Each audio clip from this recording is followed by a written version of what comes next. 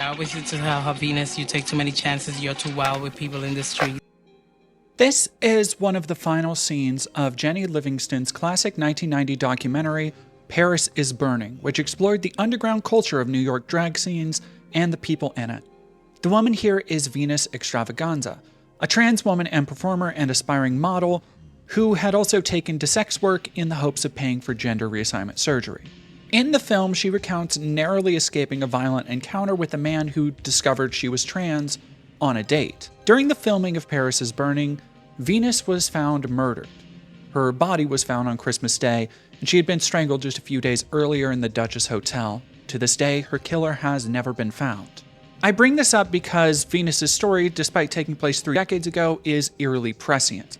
Anybody in the trans and wider LGBTQ community likely knows someone who has been sexually assaulted, physically assaulted for their identity, or even just who had to turn to sex work to make money, a precarious pursuit that endangers many trans people today. Now, what does this have to do with Brianna Wu? On January 3rd, 2025, Brianna Wu tweeted a response to someone calling out a post where she decried progressivism as the reason for trans people's current political woes. Her response was, many trans women go into sex work because we have autogynephilia, and being objectified is erotic for us. And the first thing I thought of when I saw this post was Venus.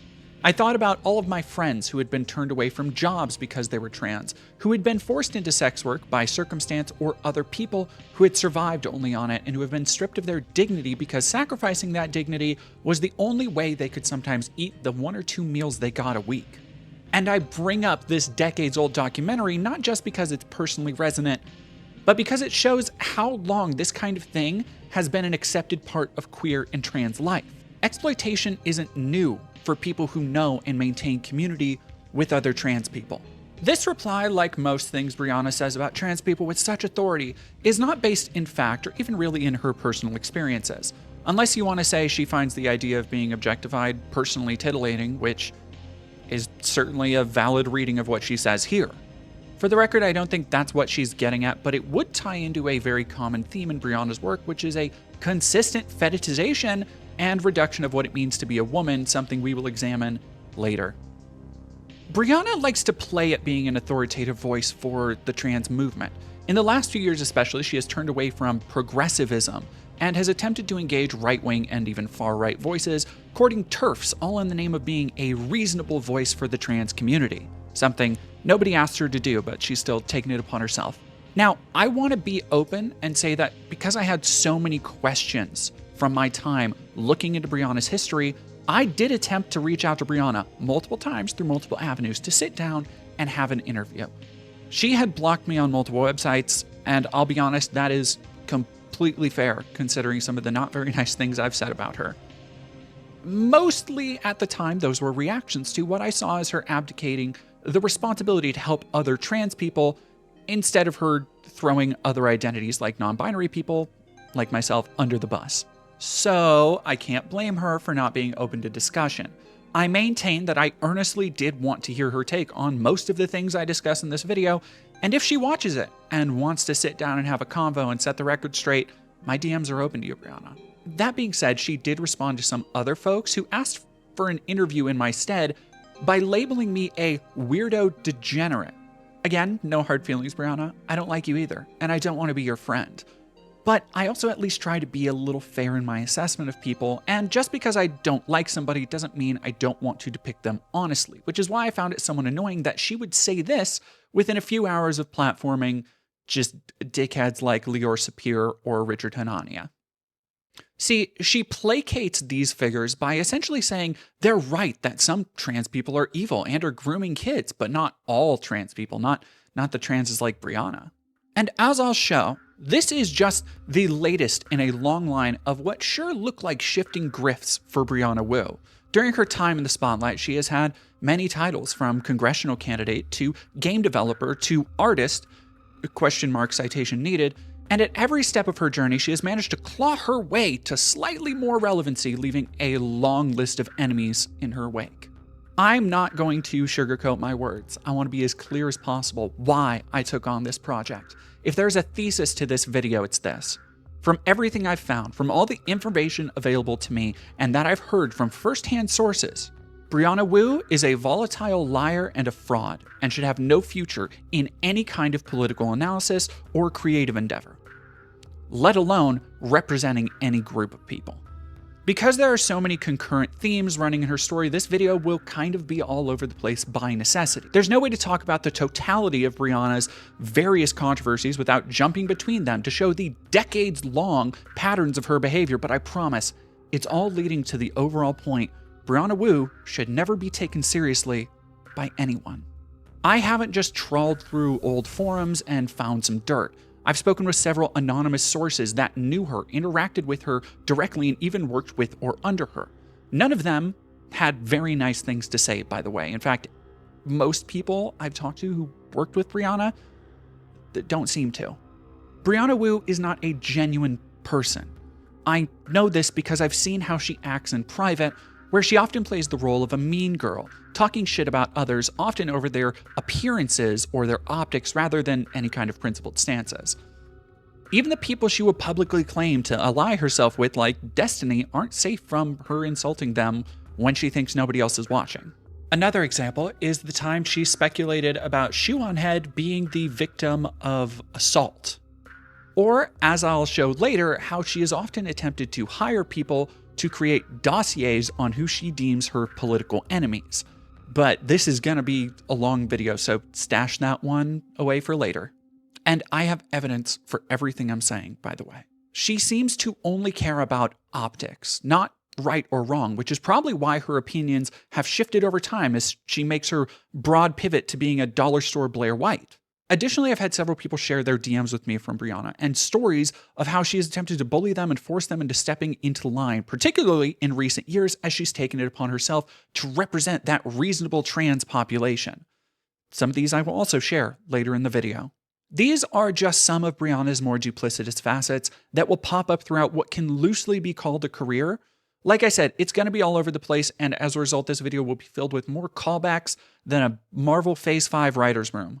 She is incredibly thin-skinned, talks authoritatively about things she has very little or no knowledge of, blatantly lies about her experience and credentials, and lashes out at anyone who might challenge her. People have spent the last 3 years or so asking why she so suddenly pivoted to the right. But the reality is, this is who Brianna has always been. While my other deep dive investigative pieces have spent ample time disproving the conspiracies and lies spread by people like Matt Walsh or Synthetic Man, I have far less of that to do here. That's not to say Brianna isn't a liar. She is, and I'll be debunking some of her talking points accordingly. But the real evidence of who Brianna is isn't in her worldview.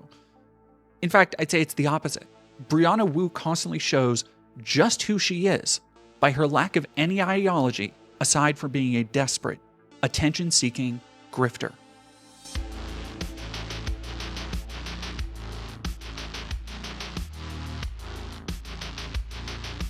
The first thing to know about Brianna Wu is that she never had much to worry about in life.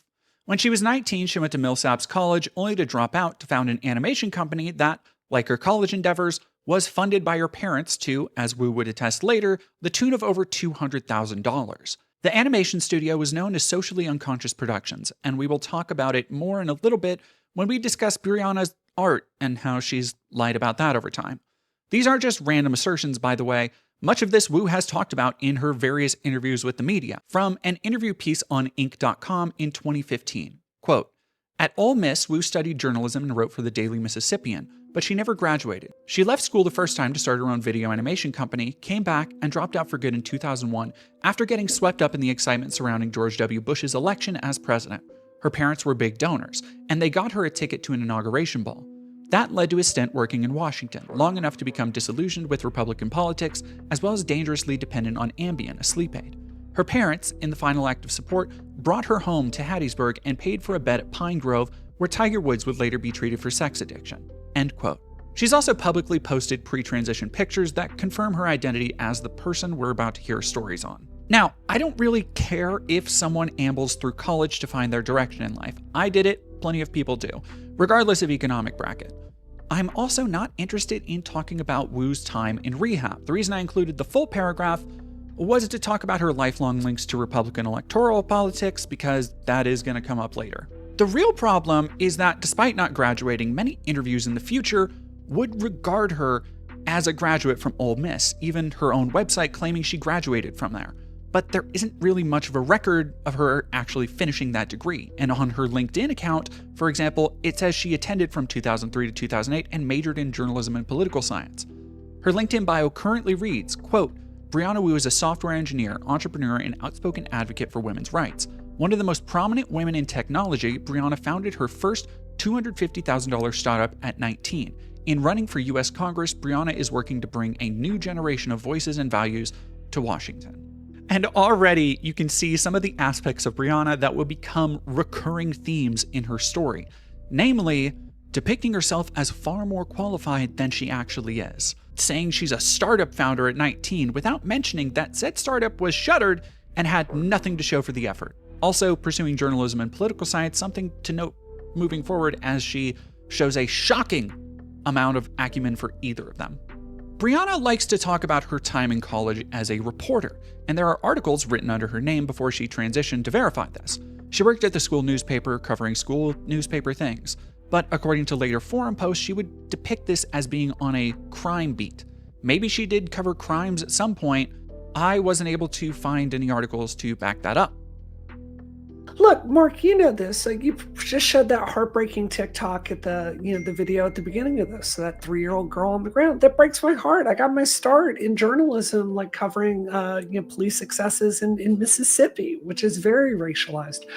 Brianna had always been interested in being an artist and tried to get a comic she was writing into the local paper. And according to some forum gossip, when she was denied, she blew up at the teacher and person who ran the newspaper, calling them both slurs, namely calling the teacher a sand N-word.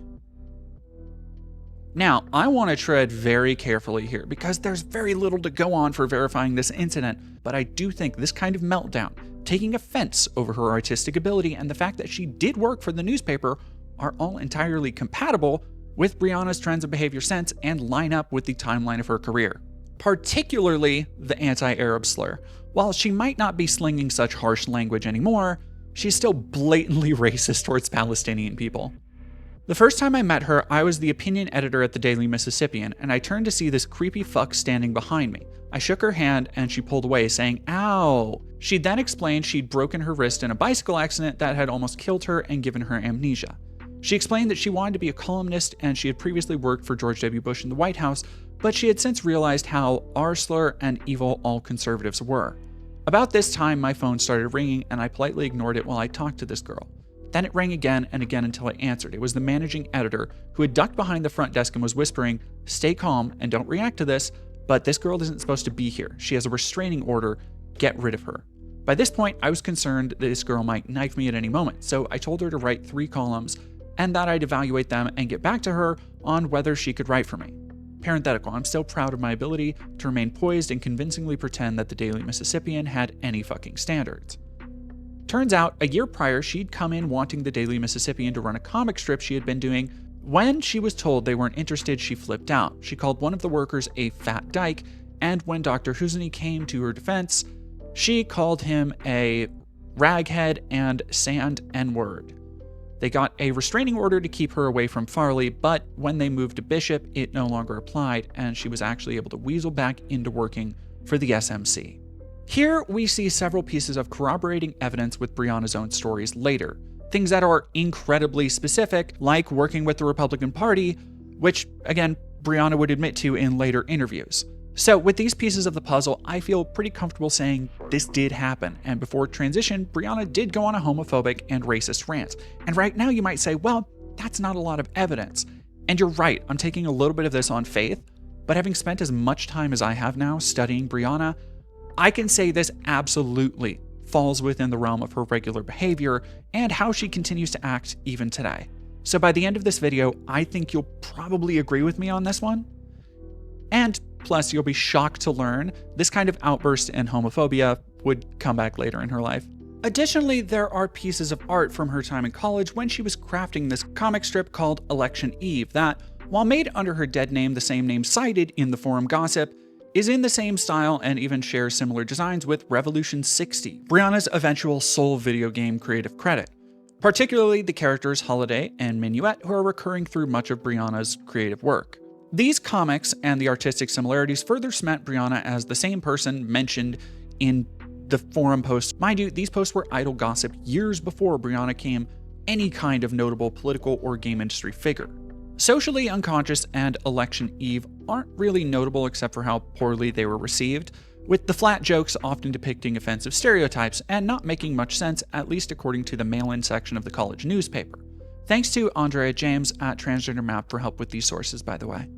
And speaking of her brief comic strip writer stint, I can't really talk about this era of Brianna without acknowledging her probably made-up girlfriend, Lauren Malovey, in 2001. During her time with Socially Unconscious, Brianna, then pre-transition, was writing her comic Election Eve, with Malovey apparently the primary artist. Now, the art style is already pretty distinctive and similar to Brianna's own, so keep that in mind. Malovey never posted a picture of herself, but blog posts exist on the Socially Unconscious website claiming she and Brianna were partners and in love.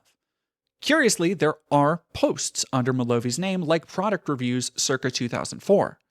The way it's written is notably similar to Brianna's own assertive and casually abrasive style, and internet sleuths would later discover the only address from anyone named Lauren Malovey matched the same house as a pre-transition Brianna.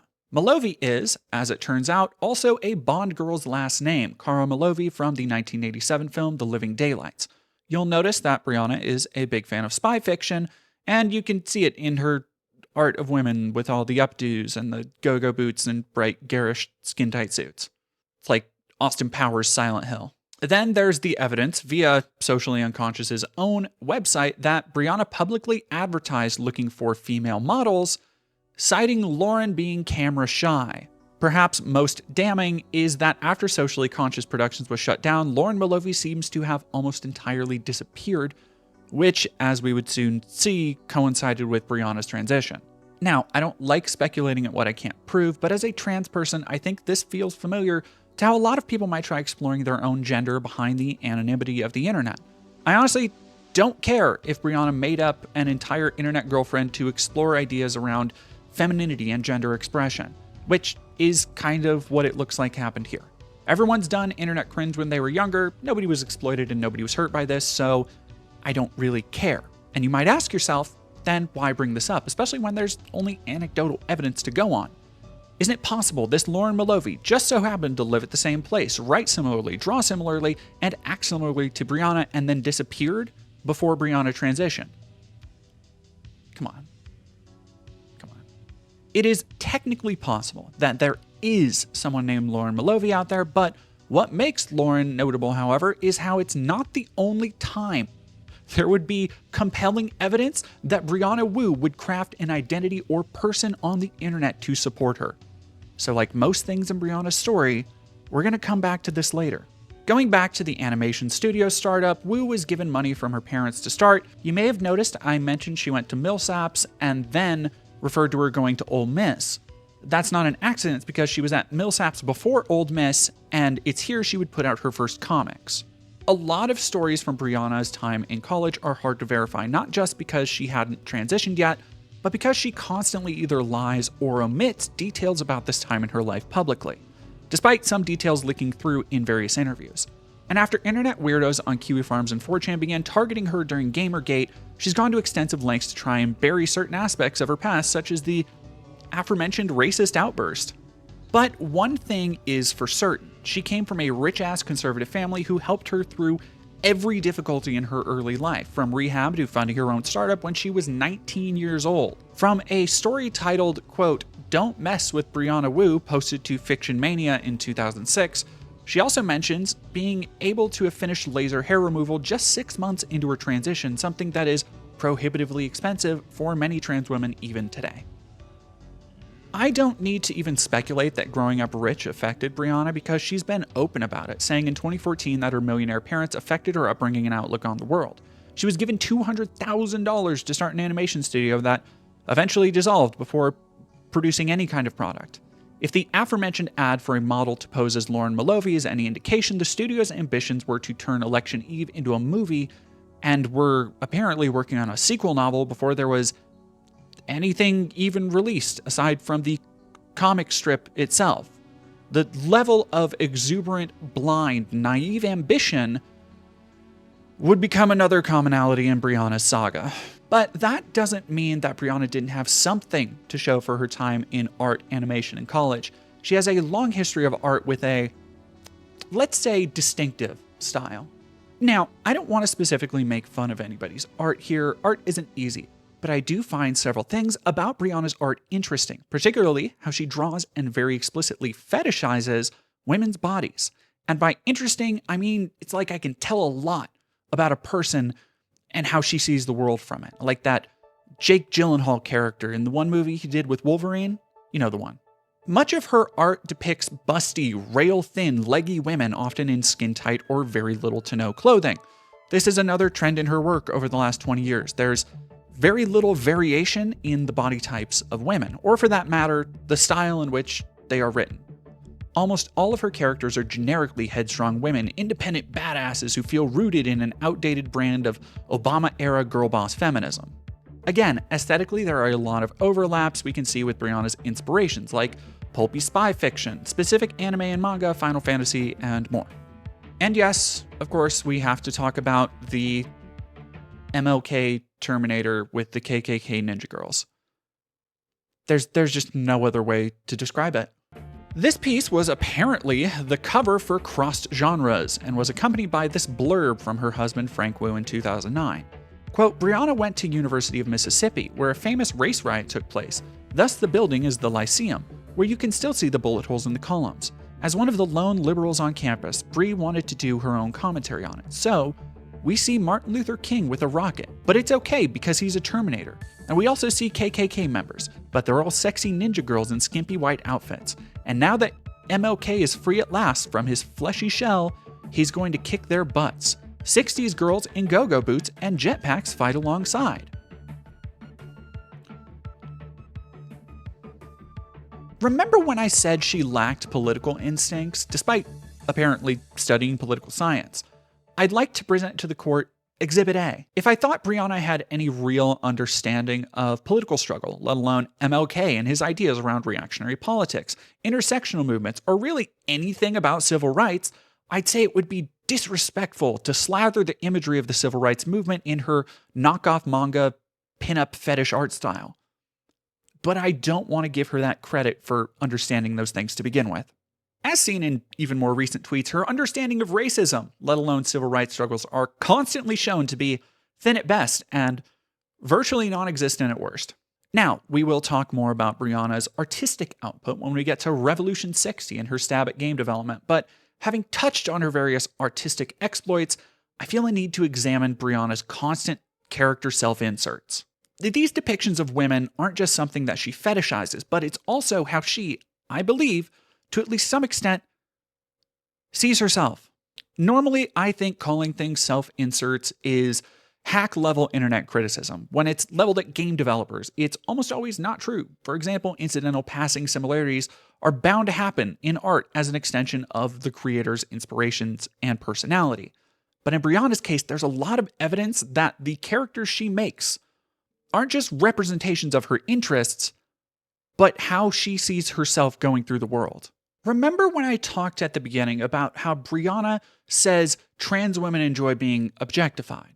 When I first heard that, it immediately felt out of touch with the reality of survival sex work, but the more I've learned about Brianna, the more it makes sense.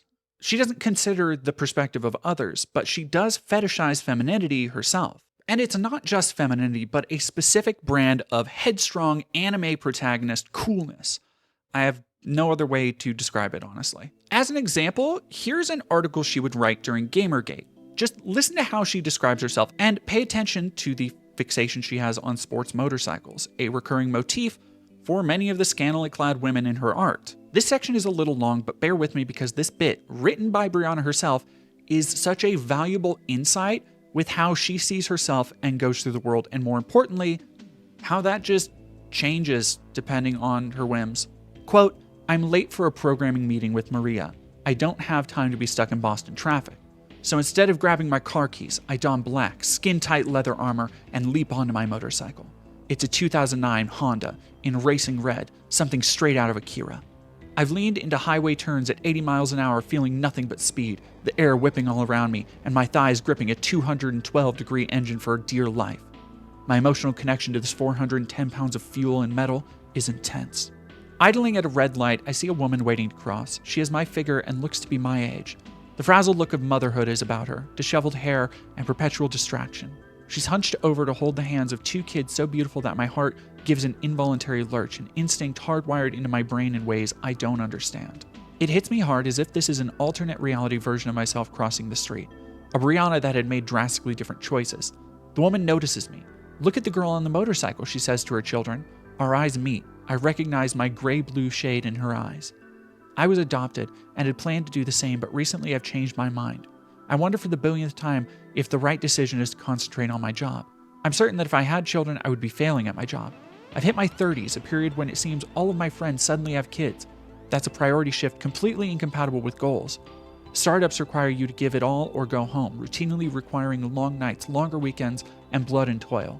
If you aren't willing to put in the hours, eager replacements are standing behind you. If I fail, the women I work with will all be out of their jobs. The light turns red. I release the clutch and twist the throttle, and my doppelganger and her children disappear in my wake. End quote. So we can pretty clearly see that anime influences seeping into Brianna's perception of herself and the real world around her. Her long-running fixation with sport motorcycles apparently tying into it, but don't miss out the vaguely fetishized description of her in skin-tight leather wrapping her thighs around an engine with an intense connection to the fuel and metal.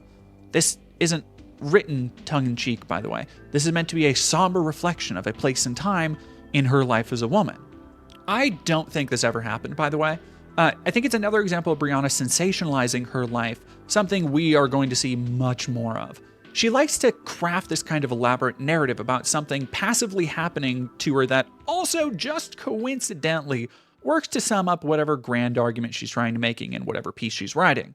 And yet it's so ephemeral that there's no way to verify it actually happened. She just be saying shit sometimes. If you're familiar with Brianna's modern positions on being trans and trans rights, this also might seem at odds with what she says here. Nowadays, Brianna will go out of her way to say some dumb shit like, trans women are just boys that need hormones or we will break. And these arguments of hers are an effort to court favor with TERFs and broadly anti-trans or gender-critical commentators, mostly conservative. She now argues against trans people, quote, invading women's spaces, and argues in favor of essentially seeing trans women as fetishistic men, promoting no shortage of ideas that provably put queer people and trans people in danger. And she does all of this unironically, despite the fact that, as you can see here, she spent several years, over a decade in fact, depicting herself as a biological woman and using that pretense to position herself as a voice on women's issues. I think I pass reasonably well, but when I go to the gym, I shower at home just because if someone can tell I'm trans, I don't want to upset them. I think women deserve the right to say, no, we don't feel comfortable with you in our space. So I would say to my sisters out there, I understand that it can be dehumanizing the way that we're treated sometimes. The way that TERFs talk to us is just, it's brutal. It is cruel. It is so mean. But we will get so much further with getting goodwill from the public, with humility and grace and trying to get people to buy in and for them to see our humanity than we will by forcing them. In pieces like this and myriad Gamergate interviews and articles she would write, she never discussed her status as a trans woman, only depicting herself as someone who's always been a biological woman. Could this be because at each point in time, depicting herself a certain way was, at least in her mind, guaranteed to get her maybe a little bit more attention?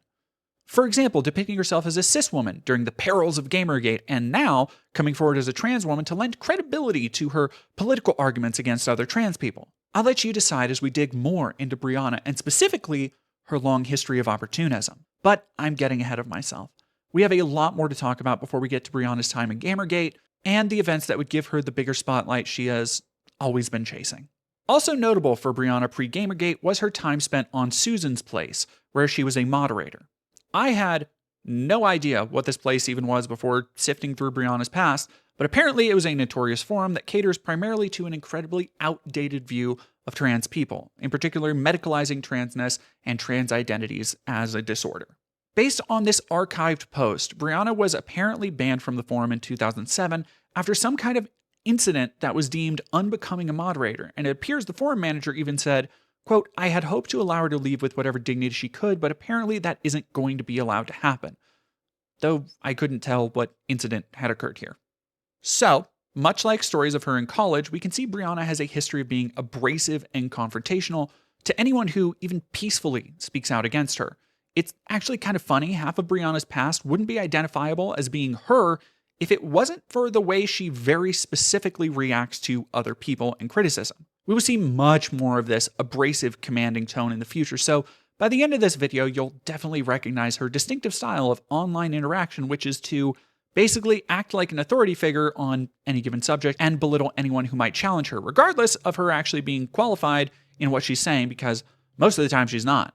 Also, during her time on Susan's Place, she spoke often about how Christians were evil and oppressive, an understandable opinion because at the time she had likely been cut off from her family and was by this point, I think, living with her husband Frank Wu. It's also worth bringing up the time she talked about having no sympathy for any detrans people.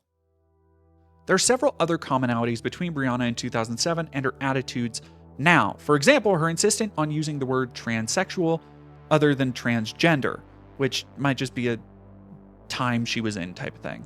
I also want to take a little detour to go talk about her live journal entries from around these times, which also detail her, I'm going to say, frankly, fucking unhinged ideas on politics. Just listen to this shit. Quote, "Let me preface this blog by saying that I think gay rights are the preeminent moral issue of our time, the modern equivalent of slavery. It's one of the top 3 issues I vote on, and I fully intend to go demonstrate in Denver's Gay Pride Parade in 2 weeks. It bothers me deeply that 1/10 of America's population are treated like second-class citizens. That said, I think it's an error to see women's issues and gay issues as synonymous. I don't especially feel that gays are allies when it comes to women. I think we usually get along well, but I've occasionally felt that gays see us primarily as competition for the penis. When I... Okay, no, serious. Okay. When I watch drag queens, I can't help but feel insulted, as if that offensive cartoon is what they think feminine truth is.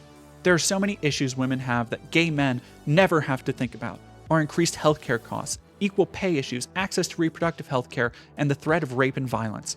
Concordantly, there are many gay issues that don't affect me. I've never had to worry that society didn't approve of my sexuality or marriage rights." Lots to unpack here. As I mentioned, we see her already depicting herself as a cis woman, not a trans woman. She's concocted this bizarre framework where gay men resent women as competition for penis, and then proceeds to say drag is a offensive cartoon that gay men think feminine truth is. That despite her actually making literal cartoon representations of how she saw femininity. Even in the previously mentioned 2006 Fiction Mania post where she recounts her first 6 months of transition, she essentializes femininity to what she saw as feminine traits she had pre-transition, like making food for an ungrateful partner, or defining profanity in speech as a masculine trait. Quote, "Generally speaking, girls are nicer and much more cooperative. I find myself obsessed with the importance of always being nice to people, even people I disrespect. Part of female communication is coming to consensus rather than being dominant. This comes second nature with estrogen. Also, estrogen makes you live in your own world. I sometimes find myself oblivious to my immediate surroundings, concentrating on something as insignificant as a hair on my desk. Estrogen also makes me more reticent to say what I'm thinking because I understand more deeply how important it is to get along." And later in that same Fiction Mania post, quote, "And although I might dismiss it, being a girl is a lot of fun. Makeup, nails, fashion, and exercise were all things I took to easily. It's fun to wear skirts and to have long hair, but it's also important to remember that's not what being a woman is about. It's also about the standards you hold yourself to. It's about your capacity to be weak when it would be easier to be strong." What the fuck are you talking about? What the fuck, Brianna? Remember the MLK art and what I said, how she doesn't understand intersectionality and political organizations and movements? This is a lot like that in a lot of ways. Throughout her life, Brianna has seemed terminally unable to consider the struggles of others if they happen to coincide with her own. Instead of understanding political movements and structures as overlapping Venn diagrams of who is affected by what in different ways, she just seemingly wants her own little well-defined circle to claim as her own, regardless of if it pushes anybody else out. This is something she currently loves to do with non-binary folks and basically anyone she doesn't see as really trans. Again, this is a lot. We got a long ways to go. So it's safe to say, as far back as even the mid-aughts, Brianna was regarded as odd, abrasive, and even weird to and about other trans and queer people. Now, I don't want to say Brianna still thinks this reductively about gender because, in fairness, that was 20 years ago, but I bring it up because I think it colors in some of the shade she approaches gender and identity in for later. On Susan's Place, we can, for example, go back and see her being real shitty about other trans people, essentially saying she doesn't want to hang out with other trans people because why would you hang out with trans women if you see yourself as a woman? Which is amazingly stupid logic because if you see yourself as a trans woman, you shouldn't have a problem hanging out with any kind of women, you fucking dork. Even in places where she should be seeking community and understanding, like with other trans or gay people, she seems to have no interest in anything but setting herself apart. I wonder if that'll come back. It will. It will. But what I find most interesting here is how similar some of these ideas are to Brianna's current turf-friendly turn. It's no surprise, right, that she would still be an abrasive, selfish person who doesn't consider the lives and existences of others, but that's not the part I find interesting. What I find interesting is how she would change her opinions in the coming years, being broadly supportive of a wider queer community. Like this Reddit post where she still claims to support non-binary people and calls them transgender. So either she changed her opinions between her early transition and then changed them back again, or she was simply aligning herself with what was then broadly progressive positions at the time, that time being when she was in the spotlight for Gamergate and then her political aspirations right after that. I mean, what are the odds she would change her opinions and or how she depicts herself multiple times in ways that would very specifically give her more support? But this was in 2015, slightly after Gamergate, so I won't get too far ahead of myself. Let's jump right into Brianna and Gamergate.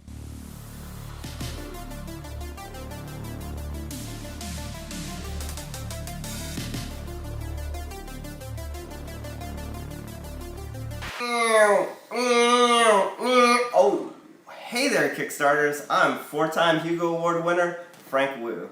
For the last 3 years, we've been working on the video game Revolution 60, and here to tell you more is anime legend Amanda Wynn Lee. What's the exfiltration plan? If we're quiet, I think we can sneak past them. With Revolution 60, the story is yours to tell. In 2007, Brianna met Frank Wu, who would marry her. In 2009, she'd claimed she had a grad degree she didn't have. In 2010, her fairly wealthy husband would then fund Brianna's endeavor in gaming, releasing a game in 2014 called Revolution 60. So, let's talk about Revolution 60. Brianna's sole gaming credit might feel familiar if you remember the art I showed off earlier in the video, and that's because several of the characters are straight up recycled from Election Eve and her other art, Holiday and Minuet being chief among them. Now, apparently, if you can believe such a thing, Brianna wasn't very fun to work with, as noted by this former employee of Brianna's studio Giant Space Cat, ending the thread with the observation that Frank was the only one seen at the game's convention booth because Brianna was too busy with interviews. She's also been called out on social media before by other workers, and when I reached out to former development teammates to see if they had anything to say, no one responded except for one who simply said, "I don't talk about Brianna anymore, good luck." Now, Revolution 60 was a iOS release in 2014 with a Steam release slated that was delayed by 2 years to September 2016. These delays would result in some Kickstarter and Patreon backers being unsatisfied when the game did release and was still basically the same. And not very good, at least judging by the user scores on Steam. It's harder to go by the game's few professional reviews because there's evidence that either Brianna or her husband Frank Wu had close personal relationships and friendships with several journalists who reviewed the game. Now, regardless of any possible positive reviews, the game's overall reception would be middling at best, and most of the user reviews skewed negative on both iOS and the Steam release. Because Brianna was a target of Gamergate, it's hard to say how much of the game's criticism is legitimate, or just angry trolling, but by and large, it seems like the early reviews of the game on iOS praise the game's ambition, but overall range from middling to negative, a sentiment shared by Steam reviews citing game-breaking bugs and technical issues. If there's one thing this game is remembered for, it's probably the art style, which is a 3D adaptation of Wu's comics years earlier in that it is almost entirely a cast of spindly doll-like women. Notably, several character designs, like the one featured in this poster, would be eventually changed, and in interviews Brianna would cite feedback from other women specifically for shifting her character design ethos, which may explain the changes. Again, it sure seems like Brianna's definition of strong femininity is like fetish gear. These are... So on the left is a character from Soul Calibur 5, Yep. and on the right is your character from Revolution 60. Absolutely. And you know, So, you know, so to the superficial observer, these might look the same. they might. I think it's all about intent. You know, I created these character models myself, and well, at least I did the design. But you know, so the difference is like Vanessa and Holiday both have very skin-tight outfits. Yep. But the difference to me is when I played Piano 3, I saw someone I could imagine myself as. Yeah. Like, she's cool, she's badass, she's Yeah. prolific. Yeah. Yeah, Power she's is what- awesome. yeah. And the difference is all about empowerment and intent. Within a few weeks of release, Revolution 60 didn't reach further than the top 1,000 downloads for iPhone, despite being a free download that included the demo and a purchase that unlocked the rest of the full game. Now again, this video isn't about examining Brianna's creative work and tearing it apart. Aside from examining commonalities between this and her early work that support conclusions like the fabrication of Lauren Malovey, I don't really care to examine much in Revolution 60. It seems like a garish, uncoordinated genre blend that lines up with all of Brianna's previous work, blending her distinct influences in a way that never feels original or unique.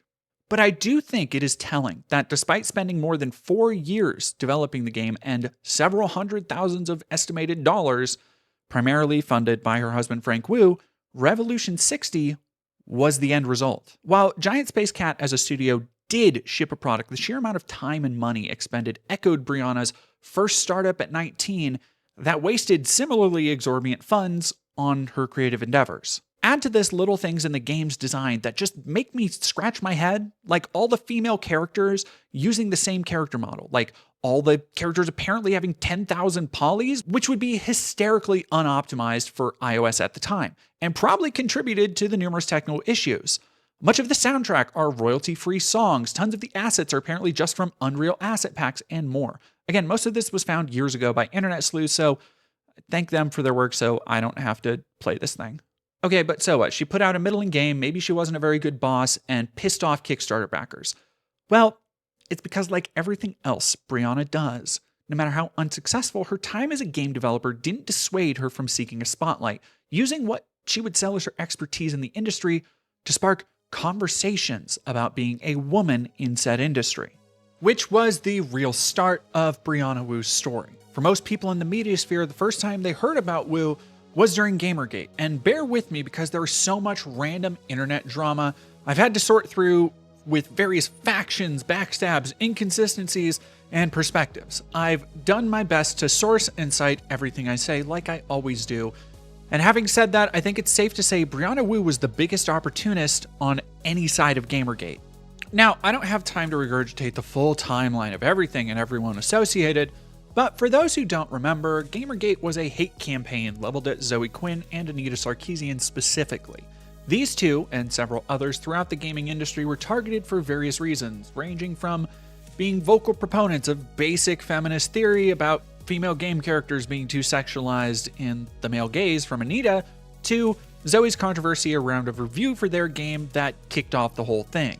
If you want a truly in-depth and incisive look at the controversy, I highly recommend my friend Savvy Writes Books video on the subject, as she goes incredibly deep through the controversy step by step in a way I just don't have time to do here.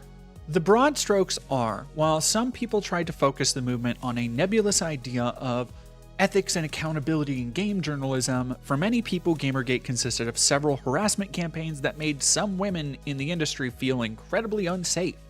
And that was before Brianna Wu came into the picture. This article from The Guardian lays out some key points in the Gamergate timeline, such as bomb threats in March 2014 after an appearance by Anita Sarkeesian is announced, and the August 16, 2014 blog post that alleges Zoe Quinn slept with someone at Kotaku for a positive review. And then just seemingly out of nowhere, after months of harassment concentrated on these two women, Brianna is mentioned on October 9th. You see, it's hard to talk about how Brianna fits into the picture between Anita and Zoe because she kind of doesn't. When Zoe and Anita were getting death threats and harassment, Brianna wasn't a well-known industry personality by any stretch. Despite what she'd say later about being one of the foremost women in tech, nobody really knew who she was. She was working on an indie phone game with very few eyes on it that didn't look very good, sporting Brianna's trademark lack of style and failing to generate any wider interest upon release.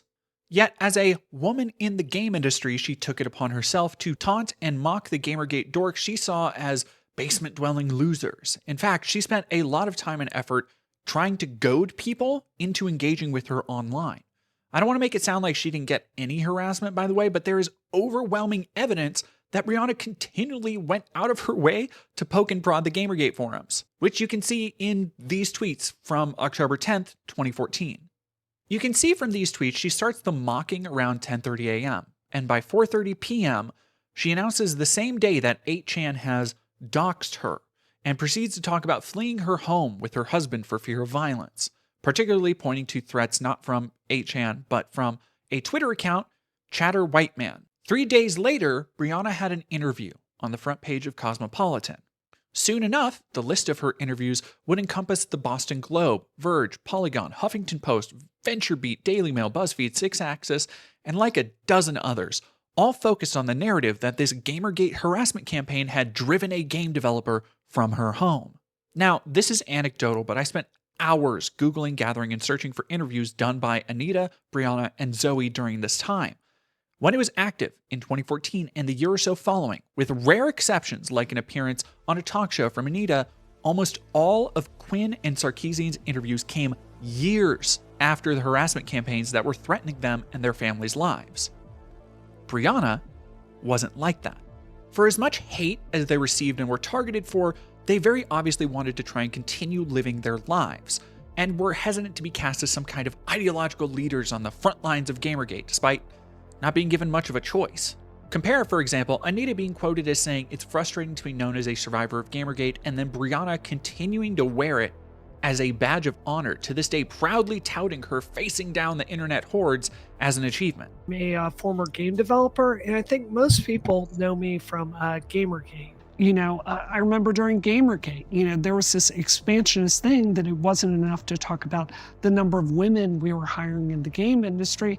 Now we had to obliterate whiteness as something that we were featuring in games. And I'm like, it's a little bit extreme, but we'll go along with it. So it was just one more step after another. I'm not saying Brianna was never harassed or sent death threats, but the speed with which she not only entered the conversation, but went from nobody knowing her name to apparently needing to flee her house for fear of her life, all the while she continued speaking up, is so wildly at odds with what you see from Zoe and Anita.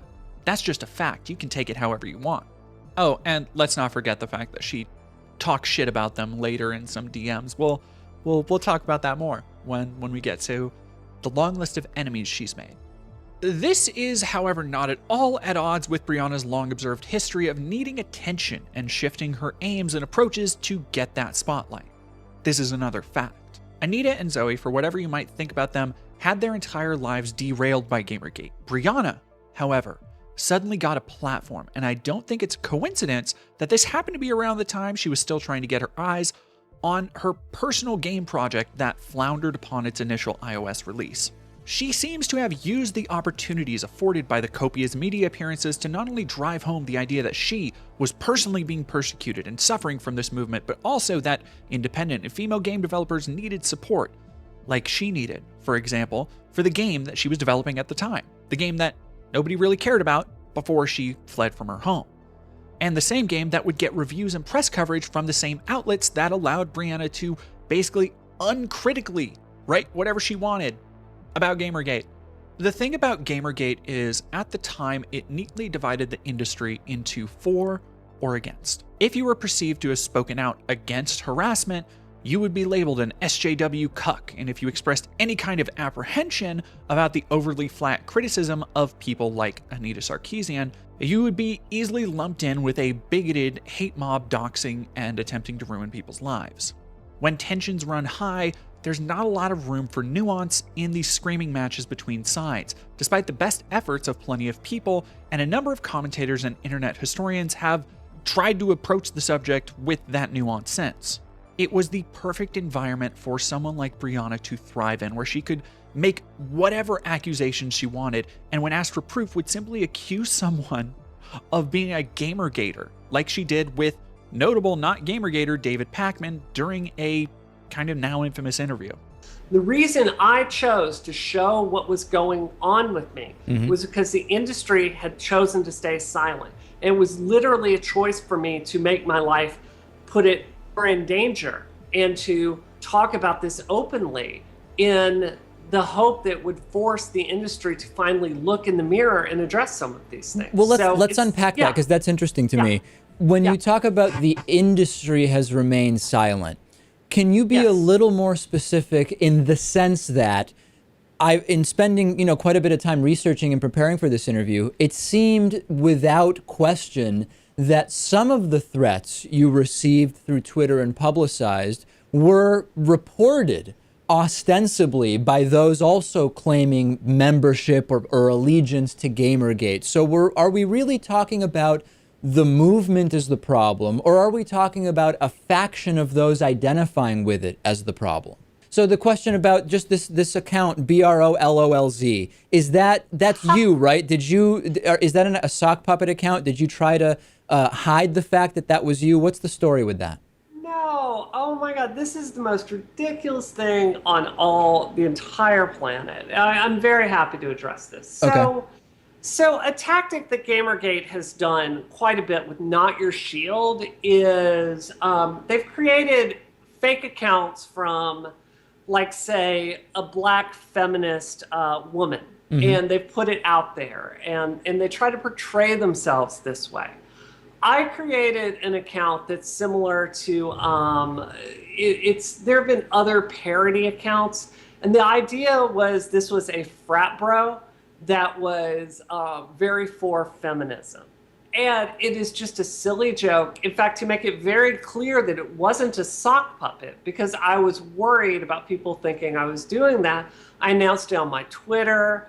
I just completely set it on the account. It is nothing more than a joke. And so it's a satirical account. You never meant it. It's a satirical account. If you don't understand it's a joke, it's because Gamergate doesn't understand the examples involved.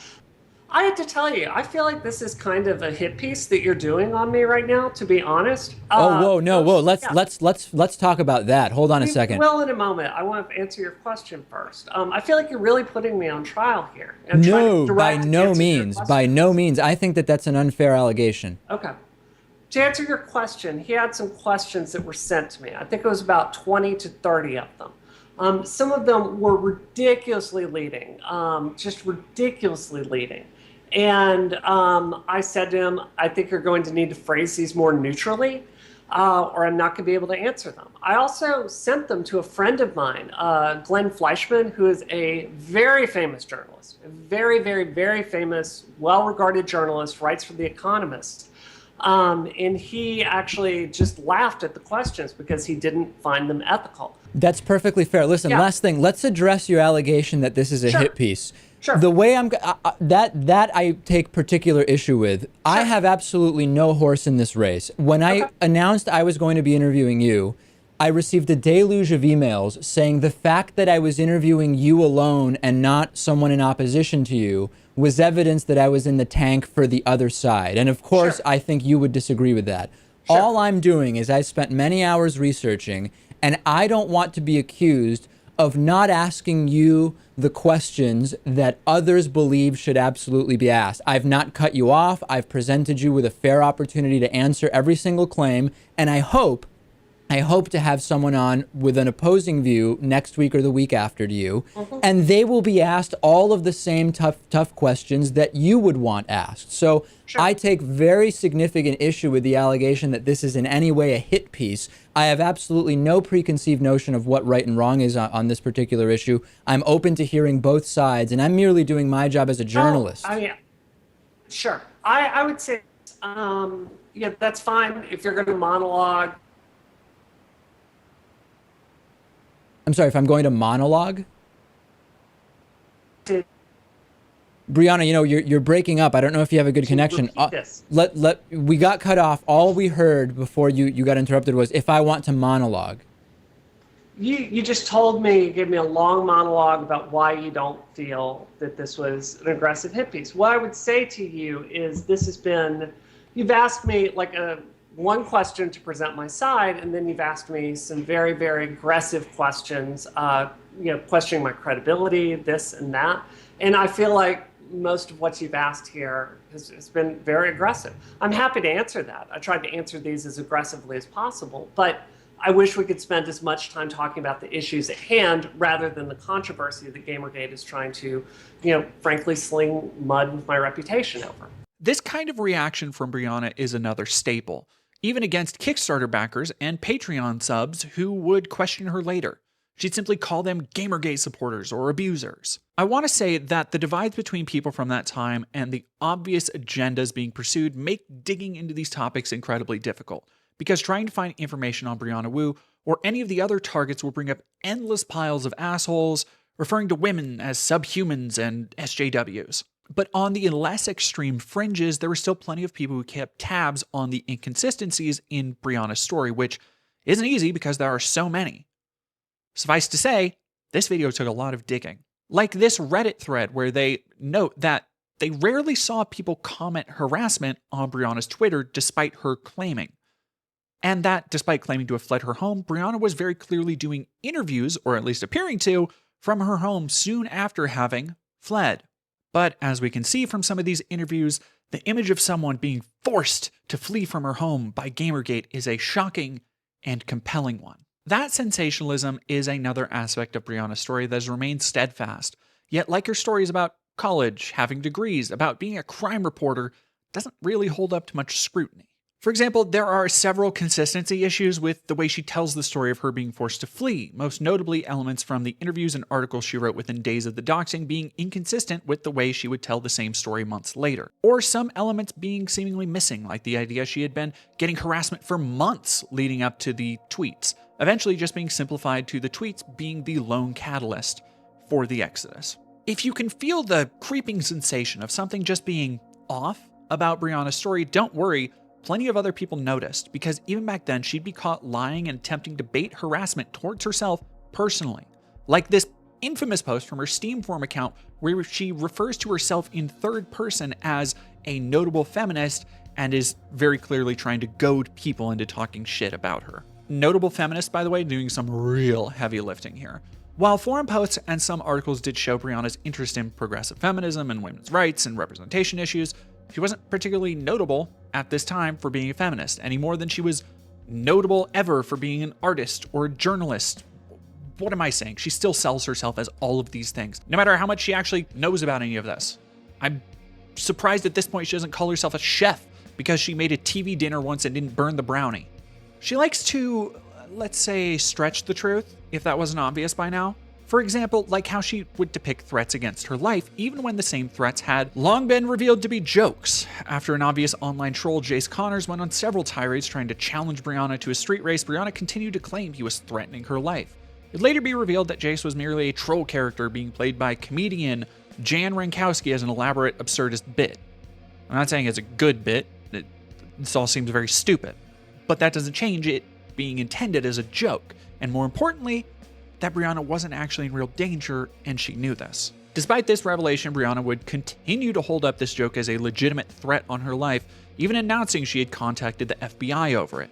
She also appeared on the Sci-Fi Channel in an interview for the program The Internet Ruined My Life, where she cried over these very same jokers and how they'd been trying to kill her. The episode aired in 2016, well after the hoax had been exposed, by the way. We spent about a week and a half out of our house. And at a certain point, you can't live out of a hotel forever. Interestingly, this segment is actually directly at odds with a 2015 Inc. interview, which states that she spent the better part of a month, not just a week and a half on the run. Just one of the many ways her story kind of just changes over time when it comes to fleeing her house. This man himself sent me a very specific, terrifying video. This is my car, and now the bitch shit is crashed. Where he claimed he had crashed his car on the way to my house. It is the most terrifying thing I've ever seen. Where he swears he's gonna deliver justice to me in his own hands. It made me feel so helpless.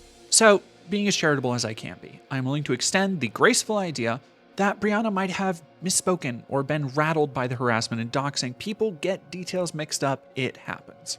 But as the inconsistencies between Brianna's stories and other evidence mounts, it gets a lot harder to be so charitable. And it's truly regrettable that nobody was willing or likely able to question her stories for fear of being aligned with a verifiable hate movement of antisocial weirdos like Gamergate. Because Brianna Wu's long history of having a persecution complex, which again we've seen in her college days and forums, truly came to the forefront in these months. The result is that now most of the journalism, using the term very loosely here, is from outlets like fucking Breitbart. But they are reporting on verifiable sources, so I have to rely on them for this nightmare. Meanwhile, many more progressive-leaning outfits were outright just okay having Brianna Wu just completely structure and create her own narratives with very little oversight, giving full control to her to ostensibly weave whatever narrative she wanted to, and being that a lot of coverage of Gamergate wasn't from people actually inside the game industry, but mainstream publications looking to cover the sensationalism behind stories like women game devs forced to leave their house, there wasn't a lot of oversight or curtailing for Brianna's narratives. From a Jezebel article about harassment received from women in media where Brianna was interviewed, quote, "I had someone last week that made a video talking about how they're going to murder me," Wu added. "It's not just I'm going to kill Brianna. This is like a multi-minute rant about why they want to murder me, how. Their face is visible. I have their name and testimony from the people who know them and how unbalanced they are. This person lives 15 minutes from my house." Wu called the police, which she's had to do numerous times since Gamergate blew up.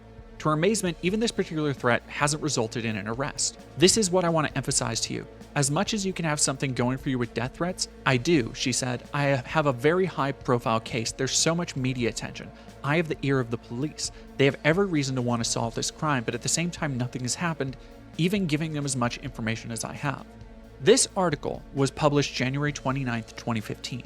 In May, just a few months after that article she wrote was published, she had an interview with the Mary Sue where she blamed law enforcement for not acting after receiving a death threat.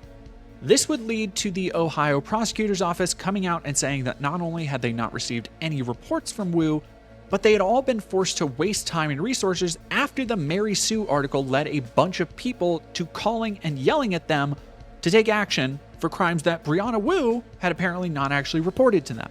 Other tidbits from Brianna's Gamergate odyssey would eventually emerge, including leaked chat logs from Zoe Quinn's Crash Override network, where several other prominent creators are seen talking about Brianna behind her back in derisive tones. Featuring other notable personalities like Peter Coffin and Ian Miles Chong, let me put bigger quotations around the word notable, there's a lot of depicting Brianna as a loose cannon who was prone to flying off the handle, and interestingly at the time, inserting herself and taking over conversations about minorities, particularly when it came to transgender people. Because while Brianna was still depicting herself as a cis woman, pretty much the entire world was able to piece together that she was trans, even her allies. One other strange and forgotten piece of Brianna's story is this post on her blog where she claims a former Gamergater sent her an email apologizing for how Brianna was harassed. "I am so sorry about the way you have been treated. You are a beautiful, talented, intelligent woman who is worth 1 million of those people involved in Gamergate, myself included. I am no longer involved in it. In fact, I may just work against. I know, though, it is time for me to stand down from my pedestal and listen to women, to let them steer culture and not resist the betterment and balance they will bring." End quote. Before you ask, this is not the only time Brianna would proudly assert that some unverifiable source just completely agrees with her positions with fawning adulation. This is something that she still does today. From a source I would speak to later, she also does this with modern political sources, saying she has meetings, for example, with high-level Democrats, which she does on social media without usually mentioning specifically who. From an anonymous source who worked with Brianna, quote, she never gave me any specifics about the things that she did. I think in part because she knew that I would ask some questions you might not know to ask if you haven't done that kind of work before. So she was always very vague. She was like, I look at polls, I coordinate with other organizations. I just got so tired of hearing her claiming, I look at polls and I'm constantly talking to high-level Democratic officials and I have meetings. And it's like, where is the evidence of any of that? End quote. So is she just lying? Or just coincidentally talks to more unverifiable people than anybody else on the planet? And lest we forget, by this point she had fabricated Lauren Malovey and would in these years do the same thing again with Natalie O'Brien. Don't go anywhere. We'll talk about Natalie in a second. You might ask, why would someone go through all this? And the only answer I can offer is because it turned Brianna Wu from somebody nobody knew about, working on a game that frankly didn't look that good, to someone that needed your support and the support of gaming outlets when that game came out. Again, in sharp contrast to Zoe and Anita, Brianna continued to insert herself into all kinds of online drama, drumming up conflict with Total Biscuit, causing a row over an article about how Samus from the Metroid series is actually trans, and plenty of other small one-off online scuffles that I don't really care about reiterating when the point is she very obviously just relished the spotlight. And with that spotlight, especially after fleeing her home, she soon garnered the scrutiny of online communities like Kiwi Farms. As you might expect for a woman in tech, depicting herself as a brave fighter against vitriolic online harassers who had been covered by dozens of outlets by this point, Brianna's Patreon popped off quite a bit, especially considering one of the main selling points for Patreon was depicted as that money going towards someone at her game company, Giant Space Cat, being hired to specifically deal with harassment. Like the death threats she had cited from people who had publicly admitted to be hoaxes. Let's not put that aside for now. Again, I'm not saying Brianna never got harassed or doxxed. I am stating a fact. She had a history of embellishing the danger she was in. Again, think back to the saga of leaving her house. Then on March 9th, 2015, an anonymous Medium post speculated that instead of using part of the Patreon money to pay the aforementioned Twitter harassment specialist, Natalie O'Brien, the Medium post instead posited the theory that Natalie didn't actually exist. Brianna had made her up and simply pocketed the money. Already, this should sound familiar. Brianna is a liar, we've established that. But we've also established a history of evidence that she's a liar. Of course, she's never come out to admit to making up a girlfriend in college, making up harassing emails, making up entire people. So if at this point you still want to give the benefit of the doubt to say, maybe she did hire Natalie, maybe she didn't make her up, I want you to ask yourself, what are the odds of one person having multiple examples of even maybe making up people to entirely agree with or support them, and having strong evidence that they've done this multiple times? And if you have any remaining doubts as to whether Brianna is a liar or these are just the most coincidental coincidences ever, by the end of the video, I aim to lay all of those doubts to rest. From the Medium post, quote, I initially became suspicious when having a conversation with a local friend involved in IT who had previously a business dealing with Brianna. When I mentioned that I donated to her Patreon, he suggested that I do a little more digging on the veracity of her claims. In doing so, I noticed several claims that seemed dubious. The one that concerns me most is of Natalie O'Brien because it is a purely financial matter and does not involve subjective ideas about politics or social justice. Simply enough, Brianna Wu has likely made over $30,000 over the course of her patron's existence, and there is no evidence that the person she claims to be paying the money to, or any other person filling such a role, exists. In reaching out to fellow Bostonians in the gaming and coding community, I have not found a single person who knows a Natalie O'Brien. Further, in reaching out to people who have supposedly worked at Giant Space Cat Games with Natalie O'Brien, the only response I got from someone who had never heard of Natalie O'Brien or a pregnant employee at Giant Space Cat at all. When I contacted other members of the Giant Space Cat and Brianna Wu's professional circle, I was met with ignored emails and immediate blocks on Twitter. The lack of an answer is even more damning than simply hearing that the employees had never heard of Natalie O'Brien. It's one thing to not be aware of someone you work with, but it seems like an incredible overreaction to, instead of simply saying if you don't know the person or not, circle your wagons and refuse to speak on the subject. The only person in Brianna's social or professional circle who's been willing to speak publicly on the subject of Natalie O'Brien is former contract employee Emma Clarkson, and she also doubts Natalie's existence.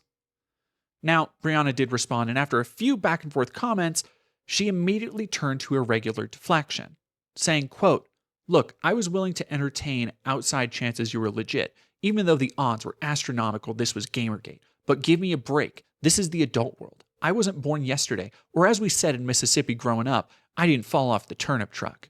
If you're legit, write us. We'll check your name against our records and have a phone call with the person you think doesn't exist, but you're not legit. End of line." Oh, sick Tron reference, Bree.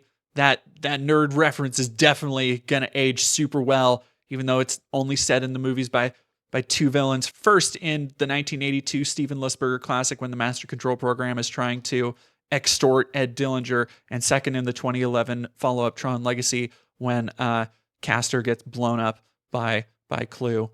But, you know. Tron references aside, there's still no real evidence Natalie O'Brien ever worked at Giant Space Cat. Even at the time, she wasn't featured in any of the photos posted of the studio and would have been one of, if not the only employee to not have any social media presence, despite apparently being specifically hired as a social media consultant to, according to Brianna, work full-time to run interference for the harassment and death threats Brianna was attracting. This lack of any representation and most notably no photographic evidence of any kind should ring familiar to Lauren Malovies. So with all this information at your disposal, draw what conclusions you will. Nobody ever talks about Tron 2.0, the first-person shooter made by Monolith, the same people who made Fear and Condemned. I'd rather talk about Tron 2.0 than Brianna. They had a Game Boy Advance spin-off. Had first-person full 3D sequences where you got to fly a recognizer and a light tank. You fly a recognizer in first person. Before I move on, I need to talk about Chloe Segal. I want to be clear, I do not want to sensationalize Brianna's relationship to Chloe. But during this period, trans game developer Chloe Segal had a public falling out with Brianna, claiming that Brianna ruined her life and refused to help her. Chloe sadly ended up taking her life in DMs that would later be leaked. I think Brianna comes across as less than sympathetic in the midst of Chloe breaking down and pleading with her. Again, I want to be very clear here. I bring this up mostly so that there isn't 1,000 comments talking about this piece of internet lore and trying to blame it on Brianna. I think at the end of the day, Chloe was a deeply troubled person and didn't get the comfort and support all people should have when going through some really hard shit. And when people feel helpless and like there's nowhere else to turn, sometimes it can end very badly. And I also won't pretend to know what it's like to have someone you know do that and then spend the rest of your life wondering if there was more you could have done. I imagine that is what Brianna struggles with, and she doesn't need any other kind of invective to deal with around this particular issue if that's the case. What I can say is that suicide is never the answer, and you always have someone who will go out of their way to help you, so don't be afraid to reach out. Nobody is a burden, so don't be afraid to let others help you if you need it. As I've illustrated, there are plenty of points throughout Brianna's story that seem embellished or fabricated, but that doesn't mean she deserves to be blamed for something horrible like this. And I want to go on record, I don't think she should be. There are valid parts of Brianna's story to call attention to. This isn't one of them. And like I said, I bring it up specifically to stop any speculation that might happen in the comments or questions about why I don't explain it later. So with that out of the way, let's get back to some Gamergate-related happenings. Again, as loath as I am to source these dorks, sites like Bounding Into Comics were some of the only people noting Zoe Quinn's displeasure at Brianna's announcement in 2021 that Brianna had begun working on a Gamergate TV series. And I think that this TV series, which thankfully never materialized and sounded awful, consisting entirely of fictional characters, is actually a really good capstone to understand how Brianna fits into Gamergate. Where people like Zoe and Anita tried to move on and have been vocal that they don't want to keep being defined by this period in their lives, Brianna continues to find ways to bring her involvement back into the spotlight and even attempts to continue monetizing it as part of her creative endeavors, like the ill-fated TV show. And if you thought Brianna, Zoe, and Anita had some kind of kindred bond, think again, as in these 2022 DMs I've received, Brianna shit-talks her fellow Gamergate targets, accusing them of being bad about trans people and trying to hog the spotlight, which is ironic, considering all Brianna did to be defined by Gamergate, but still, she didn't want to just be defined by Gamergate, as she writes in the self-aggrandizing 2015 article in The Guardian. Quote, I was at a bar a few weeks ago having drinks with a well-known journalist. Do you think my career is going to be defined by Gamergate? I asked him worriedly. He looked me dead in the eye and said, I think it depends on if you can pivot. At some point, you need to use your raised profile to move on to new things. I'm taking that advice and pivoting. I'm sure the misogynist fringe of Gamergate will continue to make our lives hell in any way they can. They'll continue to threaten me and other women, intimidate and bully us, but at a certain point, we just have to get back to work. Besides, we make games, they make internet comments. Who really has the power? Indeed, so let's see what Brianna would pivot to next. I'll give you a hint, it wasn't making more video games.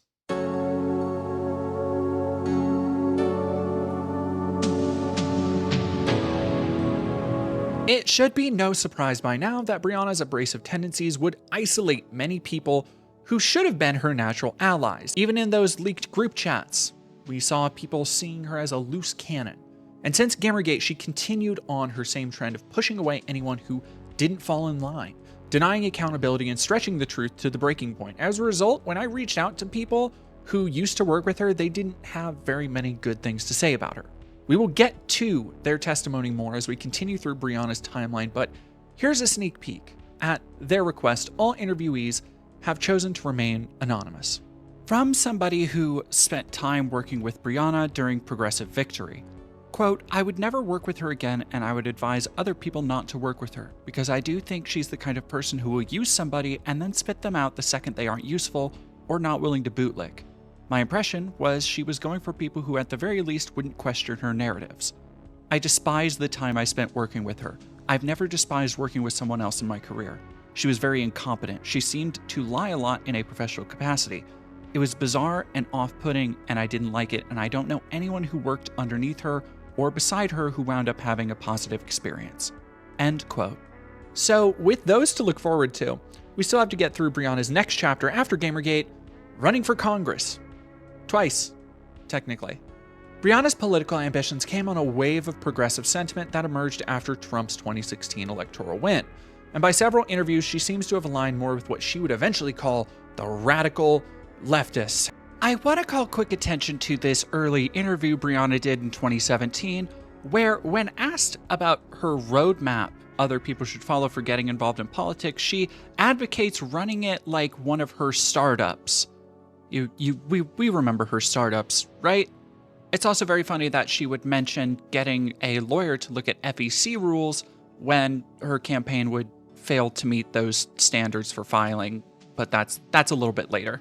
Again, however, we see Brianna's ever-present overconfidence, much like she took on the game industry with no experience and started an animation startup with no experience. She pursued a congressional run with no actual political experience, even as a commentator. Unless you count a variety of articles with very little oversight, she had managed to get on a variety of websites in the years since 2014. I'd also not be doing my due diligence if I didn't mention her self-designed campaign logo. Like, all of those years in art school and being an artist had to be good for something, right? Well, alas. Relatively fresh from her Gamergate spotlight, Brianna got some press coverage for this congressional run, but it wouldn't translate to anything being actually done at the polls. In fact, she didn't make it past the Democratic primaries, meaning she didn't even get enough support to be put on an election ballot. She also forgot to file with the FEC or Federal Election Commission, as these publicly available documents show. And you might ask, well, even if she didn't have a lot of experience and the campaign didn't get very far, maybe she had good ideas. Her now infamous moon rocks tweet might provide some insight, where she pontificates about the tactical value of moon rocks dropped from the moon to Earth.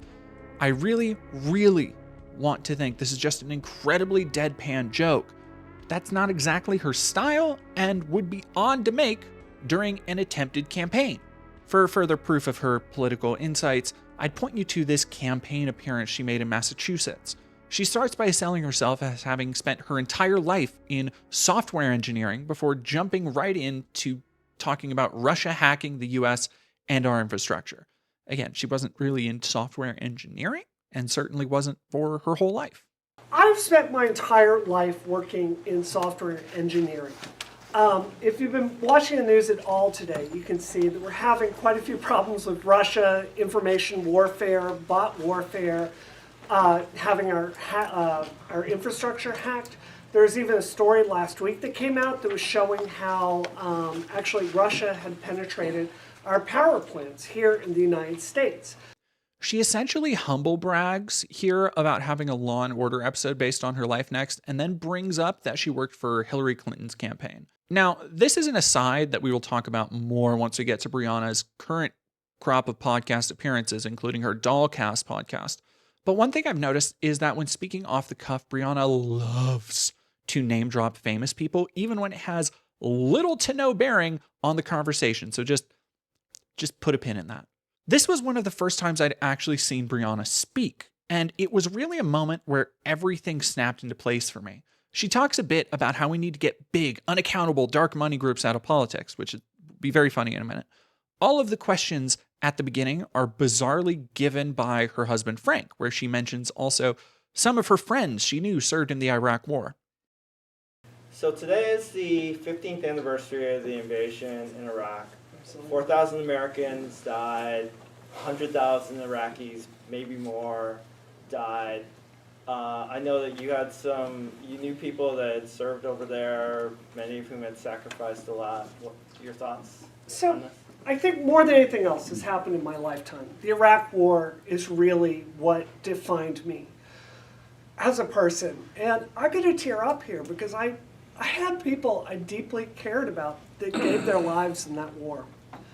And it was 15 years ago today that we invaded Iraq. Were these people real? Use your best judgment at this point. I'd honestly like to give Brianna any kind of leeway, especially when she's telling anecdotal stories about people who suffered in the war, but I can't, especially after literally everything she's done. But I want to talk about Frank. See, essentially she uses him as a surrogate for fielding questions throughout, and actually takes one from the crowd towards the end of the video, but it comes off as odd and stilted. Why not just take questions from the crowd the whole time, if that's who you're here to engage? The answer is probably because for Brianna, that no longer makes it a controlled environment where she can bounce between pre-decided talking points like her Iraq war friends and Gamergate harassment experience. And without those talking points, she's not able to name drop and verify her experience as much to a crowd who doesn't know who she is. And also because when she answers a question off book, it goes something like this. Also, continuing the conversation about the climate change issue. Absolutely. A lot of the conversations around renewable energies, looking for hopefully best available technologies. I've seen nano machines that have the potential to solve some of this. I was actually on a jet the other day and talking to someone about this. I want to tell you, I am in Silicon Valley a lot, and I speak at MIT a lot. I've never seen a solution yet for that, but I do know we've got to really double down and quadruple down on our science to get us there. Trump is slashing the NHS. We're slashing scientific funding. So it frustrates me that my industry, technology, is often seeking out how to do better shaders for guns in video games or doing things that seem kind of superfluous to me. Citing nanomachines. Congressional run. This was in 2018, and her candidacy, as I mentioned, would go nowhere, despite reportedly raising over $200,000 in funds according to Open Secrets. According to that same website, the funding source seems to be pretty divided between donations and cash funding, not unlikely from Frank Wu. Yet, in 2020, Brianna would run again and receive over $200,000 in donations for Brianna Wu for Congress, including contributions from both her campaign and from Cenk Uygur of the Young Turks, who is running for Congress as well. I'll talk more about their link in a moment. The thing is, Brianna didn't even make it as far into the primaries as last time, dropping out and citing the ongoing COVID pandemic at the time. In her traditional Brianna fashion we've come to know and loathe by now, in a Medium post that signaled the end of her so far final political race, she went on to detail a very likely fictionalized, though still sensationalized story that, similarly to her story years earlier, would just so happen to perfectly represent a moment in her life and culture as a whole that she can illustrate to make a point. Think back to that story about seeing the little girl on her motorcycle. But when you look at the actual expenses of Brianna's candidacy, I can't help but ask the question, then where did almost $300,000 in donations go? Which might give you even more deja vu to Brianna's other projects and suspicious monetary incidents like the Kickstarter money that went to a non-existent person, and of course her startup at 19 that went nowhere. In fact, when you count up some estimates between the combined campaign costs of about $500,000, $200,000 for the animation studio, and an estimate of more than $400,000 for Revolution 60, Brianna's hit-to-miss ratio is like over $1 million in expenses across her career with almost nothing meaningful to show for it, let alone revenue to reflect the expenditures. Now, thankfully, much of what's been spent by the 2020 Wu campaign is publicly available on the FEC website. There are a handful of odd expenditures that might raise eyebrows, like the contributions giving Frank Wu almost $900 for travel expenses. Two other big payees, the Insurrection Inc. and Casali Keller Consulting, were paid in the several thousands and are consulting firms that purport to be against big money in Washington. So, I guess that's not big money by Washington standards. Many of the expenses are innocuous, like stamps.com and payments to Squarespace. But then they show several expenditures from the campaign to both Brianna Wu herself and Rebellion PAC, a political action group started by Wu and Cenk Uygur of the Young Turks. Rebellion PAC described itself as, quote, a clean PAC fighting for progressive working class values across the country. Rebellion PAC is electing leaders who fight for working class values and against wealth inequality. We are a hybrid PAC committed to electing leaders at the federal, state, and local level. We unapologetically stand for civil rights, gender equality, and LGBT rights. Welcome to a stronger America. Welcome to the rebellion. Notably, this rebellion has now metastasized into a politically adrift money fund attached to Cenk, who has taken a broadly centrist turn and even appeared at a Turning Point USA event earlier this year. And Brianna, who, in stark contrast with previous advocation against political PACs and dark money, now spends her days ranting about how trans people need to cut community with non-binary people, or really just any trans person she doesn't think meets her weird, arbitrary definitions. Don't worry, we're getting there. Hold on, it's been a long journey, I know. But that brings us to Brianna's actions since 2020, which have been the Rebellion PAC with Cenk and a stint at another political action group, Progressive Victory, and that's about it. Brianna was at the Progressive Victory PAC from roughly December 2023 to 2024, apparently working alongside Destiny and Vosh, until she suddenly left. The PAC was simply organized to push Democrat canvassing efforts during the 2024 season, from everything I've seen. Interestingly, in some group chats I've been provided with, she still shit-talks people like Destiny in private, at least she did in 2022, where she described hate watching his content, called him a narcissist, and she'd also go on to privately praise his Twitter account being suspended, saying, "Rip Bozo." Now, none of this would stop her from collabing with him 2 years later, so much for standards. The official Destiny wiki cites her leaving over a different vision for the PAC. If I had to guess, this is another case of Brianna being hard to work with on group projects, which should feel familiar if you remember the Gamergate era group chats she was mentioned in and the testimony of people who used to work at her game studio. But I don't need to speculate. In fact, I know exactly that's what happened because I spoke to someone else who worked directly with Brianna on Progressive Victory, and they attest to her not only constantly shifting the blame, not putting in her portion of the work, but also being vindictive and unnecessarily rude.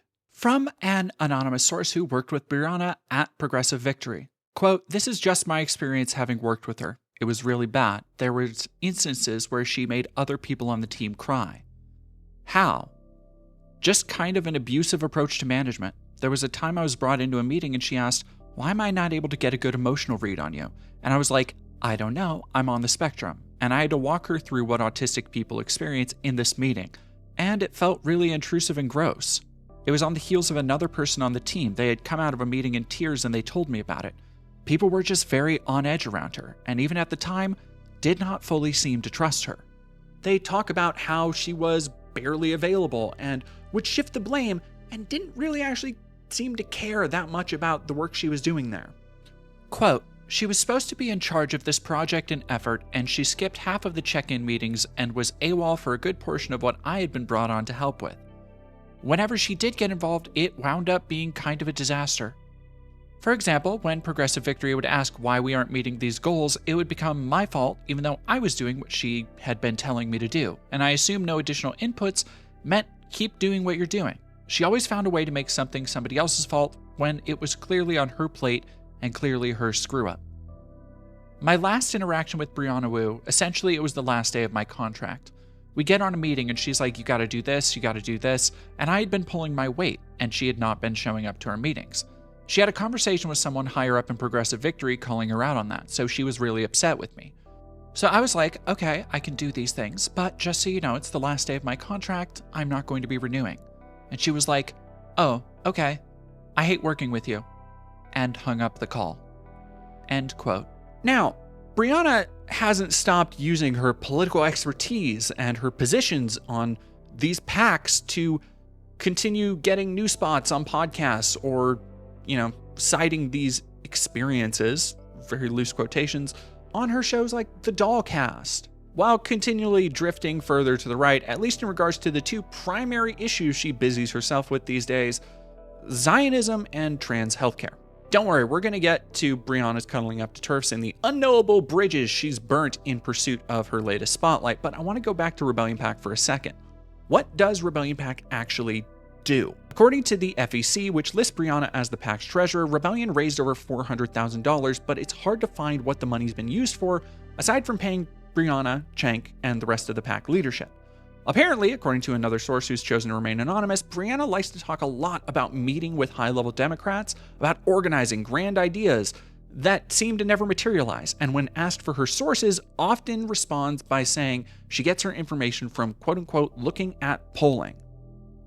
Now, it turns out that's probably from Rebellion PAC's relationship with vendors like Digital Strategy Group, which received over $100,000 from the PAC in 2024.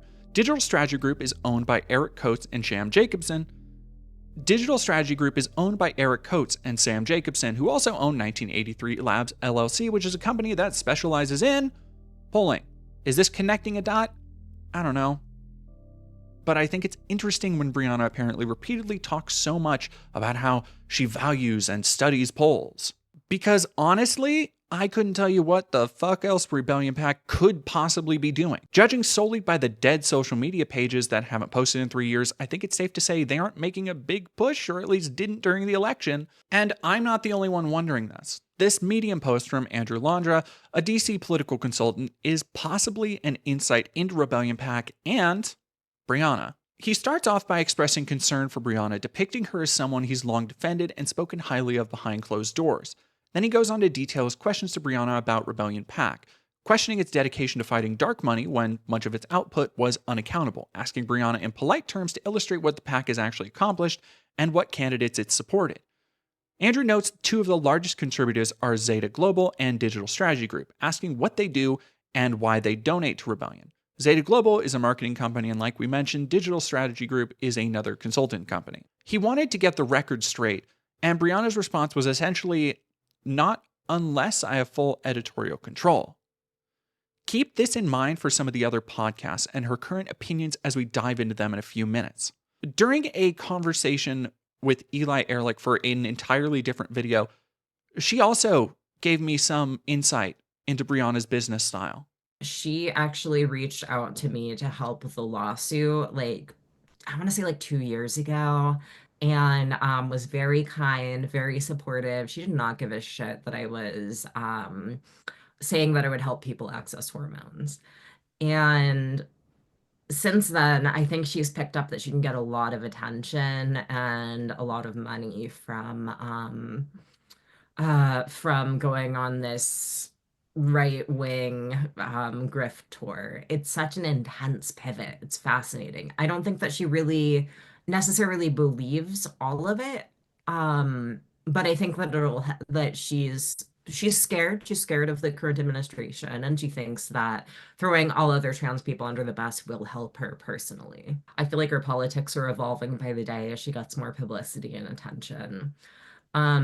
It does seem to align with her general style. I mean, she quite famously laundered hundreds of thousands of dollars using her political PAC and has a penchant for attention. I mean, also, this is a multimillionaire. She has no real worries in the world.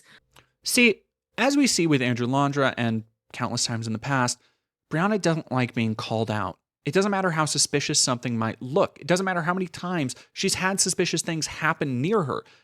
She really doesn't take any kind of accountability, always foisting the blame elsewhere or failing that, just ignoring the problem until it goes away. Now, despite never making any impact in any field she's ever been in, from writing to animation to game design to politics, she continues to wear all this massive amount of experience on her sleeve. She then uses this experience to get more exposure and spots on talk shows where she can authoritatively talk about politics because she's been a candidate. You see, she's part of Rebellion Pack. She must know what the fuck she's talking about. Insert callbacks for moon rocks, nanomachines, etc. From everyone I've spoken to, it seems like Brianna has mostly made it as far as she has by simply faking it until she makes it, relying on the trust of others to not question her or her narratives. From an anonymous source who worked with Brianna, specific details have been withheld to preserve anonymity. Quote, hearing her selling herself, her pitch was basically, well, I'm different because I have actual experience. And that was appealing because it seems like there's such a lack of experience-based perspective in the online political world. She spoke about her experiences in a way that did not initially set off my bullshit alarm. At least for quite a while, we had very similar political perspectives. I think I was blinded by the trust that she actually did so many of the things she claims to have done. Over time, I started to get more suspicious, and seeing how she was responding to certain controversies, I tried to do my own research on who she is and what she's actually accomplished in any of the organizations and roles she's claimed to have been successful in. With her, I was looking for reasons to believe she was who I thought she was. I wasn't looking for dirt. I was hoping I would look it up and find evidence of what she's claimed to have done. I even said that to... I said, hey, I'm getting the feeling increasingly like she either hasn't done the things she says she's done, or she's really bad at communicating it. I don't have anything concrete about her. I've looked for it, and it's always just stories and just trust me. And because of her attempts to appeal to a more centrist right-wing audience and her now trademark inability to take any criticism, at least from the left, Brianna Wu has spent the last few years making more enemies than friends. Because more than anything she does now, Brianna excels at alienating and pushing away people. And at this point, I don't think she can help it. Like the film project she was brought on, and then like a month later, they released a public statement distancing themselves from her.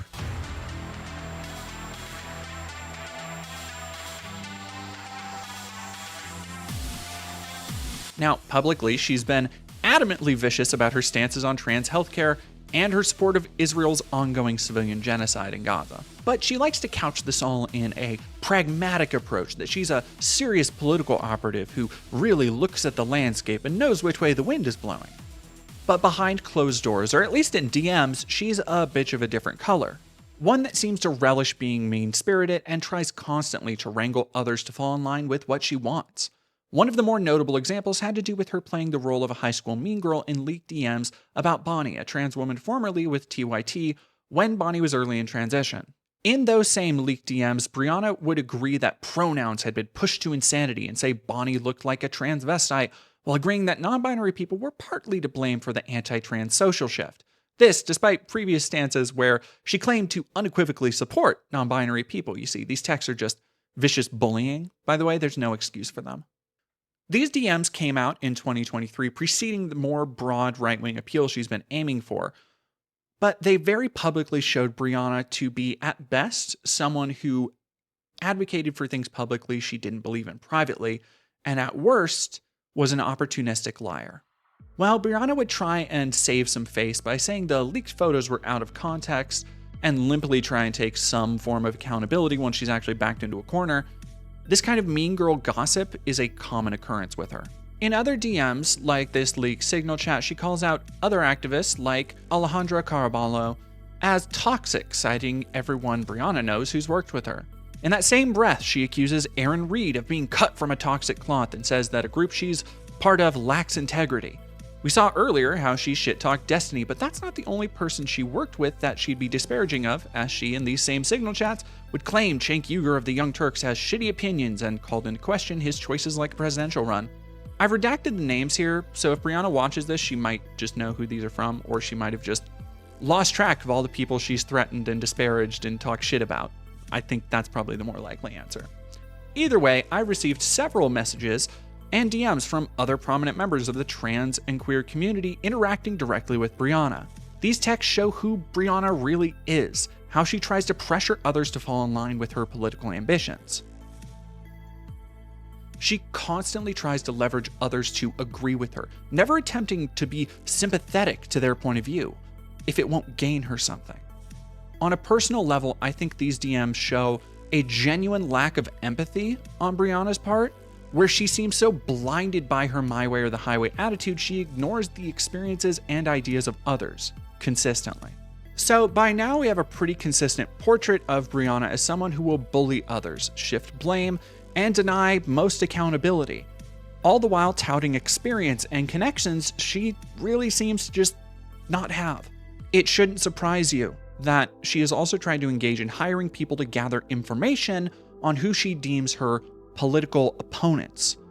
And I have the texts and emails to prove it. From another anonymous source, in 2023, Brianna attempted to hire someone to compile information on political targets like Jackson Hinkle, offering thousands of dollars for essentially a bounty for people she didn't agree with. I do want to note that oppo research, or oppositional research, is a pretty common practice in Washington, D.C. political and lobbyist circles. But the way Brianna claims to go about it here is just so bizarre. I can't imagine anybody normally familiar with oppositional research and how dossiers like that are put together would look at this and be like, yeah, that's a completely normal way to go about business. She even went so far as to consult her lawyer for how to pay for the person she was trying to commission. I actually really like this letter from her lawyer, by the way, because it's written in the nicest legalese way that seems like the lawyer is just trying to say, hey, don't.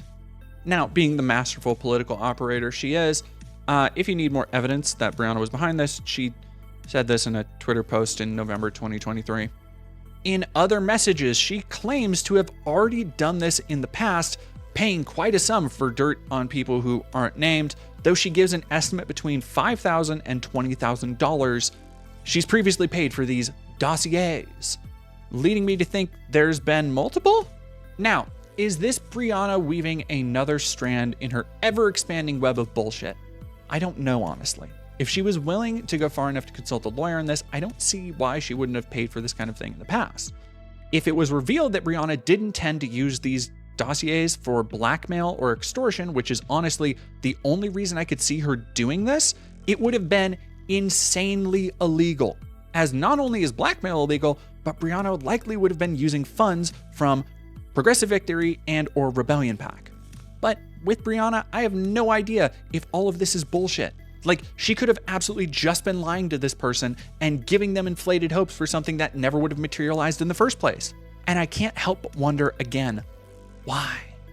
Brianna is not an elected rep. She's not even running for anything. She has a cushy job where she seems to barely do anything, but also can't stand opposition and loves to target people who disagree with her.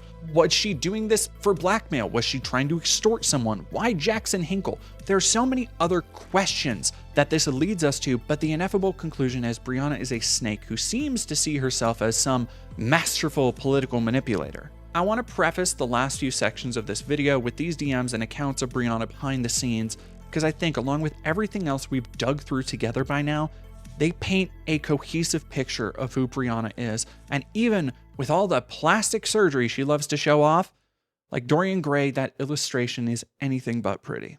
See, modern Brianna Wu isn't just someone who tries to force others behind the scenes to step in line with her while making snide jokes she thinks nobody is listening to. She's also taken, as I've mentioned several times now, a broad approach to trans ideology in an attempt to endear herself to more conservative minds. This includes hanging out with noted racist and white supremacist leaner Lauren Southern as the two checked out Brianna's Porsche collection. I need to mention this so you don't forget that Brianna is still fucking incredibly rich, apparently, as she continues to talk about and try to represent the struggles of a community that overwhelmingly isn't. Speaking of being part of a community or lack thereof, Brianna publicly came out as trans in 2014, and collectively, everyone just kind of went, yeah, we know. And along the ride, there's been no shortage of fun tweets. Remember the KKK one? Notably, she's also buddied up to Richard Hanania.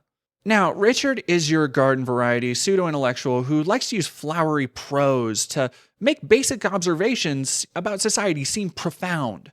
He's like a living version of those Facebook memes with someone's face chained to their phone, except he's also racist. He's written positively in the past about race science and eugenics, but most telling, I feel, about Richard was the time he shared a video of Grand Theft Auto 5 and thought it was maybe a real terrorist attack in Los Angeles.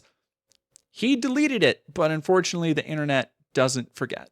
I've always found the best way to explain what someone believes is to let them say it themselves. To that end, I've listened now to over a dozen hours of Brianna's various appearances on shows like Trigonometry and The Dollcast to bring you her opinions in her own words without the Twitter character count. Now, let's talk about The Dollcast. In 2024, Brianna attempted not to just rebrand herself, but craft a rebranded trans rights movement. Not my words. This is the description of The Dollcast, a podcast featuring 4 trans women. Quote, Dollcast is the trans rights reboot, less extreme, more thoughtful, and willing to have fearless conversations. As of writing, this podcast has been around for about 6 months and has less than 1,000 subscribers on YouTube. It's a wonder why when trans rights are constantly under attack by conservatives, and the only conversations Brianna seems to fearlessly care about is with dickheads like Richard Hanania. But more than her personal quirks, I want to talk about Dollcast because it represents Brianna's modern trans rights takes as well, and by which I mean it's essentially a group of incredibly sheltered and privileged women talking shit about anyone they don't feel adequately passes. They're purity tests for who really is or isn't transgender. Brianna also has a preoccupation with targeting non-binary people, and particularly trans-masc and trans-masc non-binary people buying into explicit TERF talking points, with no pushback from the other hosts. That trans ad that is playing. I live in Massachusetts, and it is on the air every 4 seconds. I was walking out of the bathroom at the movie theater the other day, and this ad comes on the air, and it's got like a trans woman with a very deep voice, and then it shows, Rachel Levine, and then it shows a bunch of drag queens, and then it goes into, Kamala Harris wants gender-affirming surgery for prisoners, and then, it ends with the tagline like Trump is for us, Kamala is for they, them. It's using these caricatures of trans women as drag queens and then using us to scare the public and then linking like a bunch of ideas together, like drag queens, trans women, non-binary people into the soup to basically make people hate us. And it's a really dispiriting thing to see an election about, this explosion of very young children that are non-binary. I've got a really good friend of mine. He was telling me with the class, they were having a coming out day, and like half the class was raising their hand, not saying, hi, I'm gay or lesbian, but I'm non-binary. And it's not that I'm saying I don't think that they're going through something real there. I'm saying that just pragmatically, if you've got armies of these kids coming out in schools, it is scaring the parents. But maybe she's got some incisive political commentary to offer, what with having 2 congressional campaigns. If you thought that, those notions should be quickly dispelled. Episode 1 sees her basically blaming Democrats kowtowing to radical progressives for trans visibility, and in a roundabout way blames gender activists for the conservative victory and their fixation on criminalizing transness. Like all 5 of us agree that this maximalist view on trans issues, this isn't what we want from the Democratic Party. What I find really frustrating is, I'm a little older than y'all are. In the trans movement, like how we got all these rights was going very slowly, piece by piece, and getting buy-in from the wider public. Like something I tweeted out last week was a copy of my Virginia birth certificate, which has been changed after I got GRS to female, right? That is an accommodation that was put into law. It took time. There was buy-in from the public. What I think has happened in the last 5 years is a lot of the trans activists have convinced Democratic lawmakers of this maximalist vision of trans liberation that essentially comes to, it's a bunch of policy positions that turn the public against us. Yes, it's the gender activists advocating for their rights in healthcare, and not at all the pocket industry of conservatives dedicated to painting a target on a marginalized group, as the Democrats did literally nothing to stem the tide of hate. You're such a good political maverick, Brianna. Oh, and I've had so many conversations with people. They don't like Trump, but they don't like the Democratic elitists more. They hate us more. They hate progressives more. They hate the people that announce their pronouns more. They hate the people that do land acknowledgments more. Culture in the Democratic Party that I've had a front seat to. And this is how it works. Someone will go to a focus group and they will sit down and say, well, if you want to talk to Black people, here's how you do it. Use these words. You want to talk to women? Go use these words. You want to talk to Latinos? Use these words. And what ends up coming is you're like a robot trying to go down the list and please every single member of the coalition. This is another common occurrence for modern Brianna, to cite her political experience and say, trust me, the Democrats are taking this woke DEI stuff too far. This position has a few uses for her. It allows her to get more conservative voices to listen to her, to even see her as a reasonable trans voice, and it also allows her to further cite that experience when the Democrats inevitably fail at their flaccid electoralism attempts. The problem is that while this might be a useful talking point for Brianna, it's not based in reality, and probably more damning is actually just reciting the conservative framing on these issues back to them. See, she's accepting the ideas being pushed by people like Matt Walsh, Libs of TikTok, Charlie Kirk, and a dozen other slightly misshapen talking heads, acting as though they're good faith arguments or based in reality. Effectively, she is re-gifting to her audience the same framework that is actively being used against people like her, except she's trying to cinch the frame a little tighter so she's not in the picture. The reality, again, very evident to most people in marginalized communities, is that Kamala and Biden left those marginalized communities out in the cold in the 2024 campaign. Another reason Brianna can't talk about the real reasons Kamala failed is that Kamala supported the overwhelmingly unpopular ongoing genocide in Gaza, something Brianna bloodthirstily supports. Let's talk about episode 1, where she brings up the Trump campaign ad that said Kamala is for they, them. She notes it's an example of conservatives conflating non-binary people, drag queens, and trans women.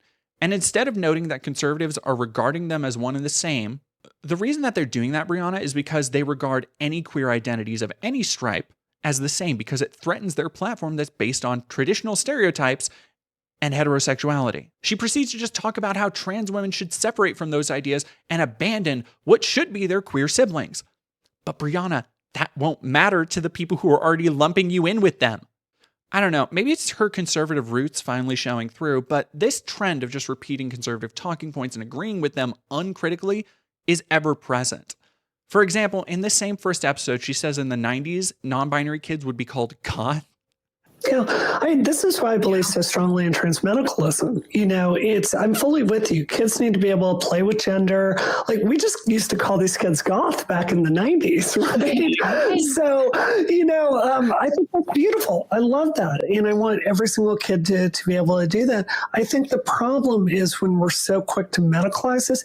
Kelly, I've used the talking point that you gave last episode literally 3 times this week, talking to elected officials, where you were talking about how, like, when you think a lot of the people that start this, they just want to be able to talk about their feelings. This is just repackaging the same tired social contagion talking points from TERFs who depict all trans teens as vulnerable little babies with no higher cognitive abilities, which is fucking wild to hear, especially from someone who claims to have gone through so much turmoil to find themselves in their 20s like Brianna. Episode 3, she opens talking about Buck Angel. Brianna seems to cozy up to people who hate her or will just openly disrespect her because in her eyes, they'll quote unquote have a conversation with you. Meanwhile, she seems to think the radical trans activists can't have a conversation, probably because she blocks anyone that challenges her. See, she can take pushback from conservatives, but when people actually want to talk with her from the left, she'd rather call them, again, degenerate weirdos. I mean, you guys know my politics. I have a lot to criticize about trans activism, but when it comes down to it, I will fight with gender criticals. I mean, my mission is our dignity. And, I go to war on that every single day. And what I found when I talked to Buck is, yeah, he does have those tendencies to go down those paths. But, like, you can sit there and talk to him about, like, access to children transitioning. Like, I have a view that there should be a small window open with extremely high standards. He disagrees and he will talk about that. And I don't know. I think that's to his credit. There was tons of stuff we disagreed on. There are other tidbits throughout the various podcast episodes that some might find vaguely strange, like when she talks about being in a medically induced ketamine hole And that led her on a spirit journey where she was told she'd never be a woman. So apparently her inner woman is transphobic. And it really changed my personality. It's not a mistake that a lot of the arc I'm on right now is after I did that, because it did make me feel very fearless about what I want to do. But one of the things that clinical ketamine does is you're sitting there and tripping and you're going into the K-hole, as I call it, and you really feel yourself stripped away. All these stories about yourself that you tell, all of it, it just gets taken apart one by one, and you're just staring there at the core of yourself. And this is so dark, but it's also really beautiful. That what I found at the core of myself repeatedly when I did that was this desire to be a woman. Like that fundamental thing that I want and cannot have, that's the essence of what I am. And I think that like leads to a melancholy and a pain that never leaves me ever. And as I've like come to this realization that transitioning early would not have cured that. Like, do y'all feel that too? Like this pain inside of you of always wanting to be something that you can never become? Somehow that actually makes a lot of sense for Brianna. Of all the insane claims Brianna has made, this is the one I actually have no problem believing. Another very telling incident was on episode 4 of the Dollcast, where in the first 2 minutes, Brianna talks about being in Boston, being sad about Trump winning, and on a whim, taking a vacation to Disney World in Florida with her husband, which is an insane concept to me. Like, I don't know exactly how wealthy Brianna is, but the idea of simply taking days off, flying down and going to Disney World on a whim, that kind of capital is mind-boggling. I'll end our time looking at Brianna's podcast with this diatribe she goes on about how the trans community has failed to police its bad actors. And at least she actually believes that, as we have plenty of evidence that Brianna took that policing personally, as she's the one who's trying to do the policing in those DMs, remember? Fine, Lib. I think, to play devil's advocate for just a minute, would the three of you not agree with me? The trans community has completely failed to police our bad actors. Like, we have just sat here silently as it's expanded and expanded and expanded, and you don't need gender dysphoria to be trans, and any kind of medical safeguarding is oppression. And it's really unsurprising to me why the trans movement, largely because people like me just stayed silent and didn't make a big deal out of being trans, like has grown to this place where you do have people with beards going into bathrooms and filming videos about it now. I mean, don't you think like we are somewhat responsible for this mess we're in? But Brianna, the lying, manipulating, spotlight stealing, backstabbing, blame shifting, political renegade with no wins to speak of, she's the one we should be listening to. Okay. So how has this attempt to establish herself as a more measured voice for trans women actually fared? Well, judging by the number of appearances she gets on more conservative shows like Tim Pool or Trigonometry and others, pretty successful, I guess, for her. She seems to relish being the token trans woman they can get to come on and repeat the things, again, they already believe. But she calls herself a Democrat. She doesn't like Trump, so somehow she's taking part in some grand exchange of ideas in the marketplace and having the tough conversations that need to be had.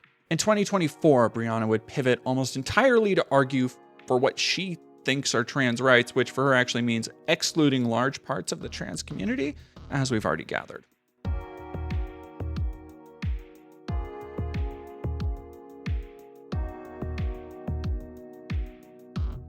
Barry Weiss sums up Brianna well in the introductory paragraph of an interview piece that comes across far more cutting than I think Brianna intended.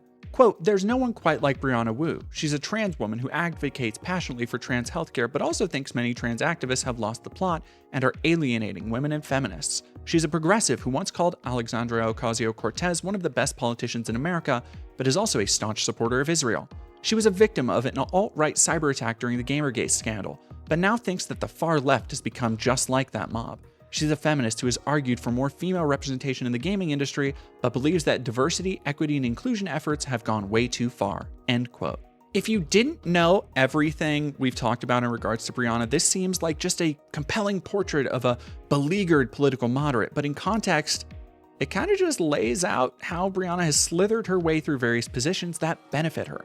See, Brianna hasn't just spent the last year repeating insane talking points with no credibility or evidence. She's continued to try and use those talking points to cozy up with notable members of the right-wing media ecosystem. The best she's managed so far has been showing off her Porsche collection to Lauren Southern and a chat on Tim Pool's show where they talked about Tim's favorite autistic hyperfixation, Civil War. There's her appearance on Triggernometry, which is apparently a real name people chose to represent themselves and the brand they live by. Triggernometry is apparently a podcast hosted by British Ozempic Ben Shapiro and a horse what they done put a wig and glasses on. I realize I try to go by a rule not to insult people based on their appearances, but that is unfortunately superseded by my other main rule, no mercy for the British. This interview is a perfect showcase of how Brianna is turning herself into a token for conservatives, someone who is utterly unchallenging and will acquiesce to whatever they say, but gives them the ability to literally virtue signal to show how reasonable and rational they are for being open-minded enough to have a trans activist on, which starts by her repeating her talking point about how the Dems are losing because they follow DEI and identity politics. I went 20 years without talking about being trans as part of my public profile. I just never wanted it to be what my career is about. But the truth is, you look at these nut jobs that are driving our civil rights right now, I really worry if someone does not stand up and go, we've got to get this movement back to sanity, back to some public policy that people can agree with. I'm terrified about what's going to happen. There's a message you can give people, which is, look, this is my body, my life. I'm going to take this medication.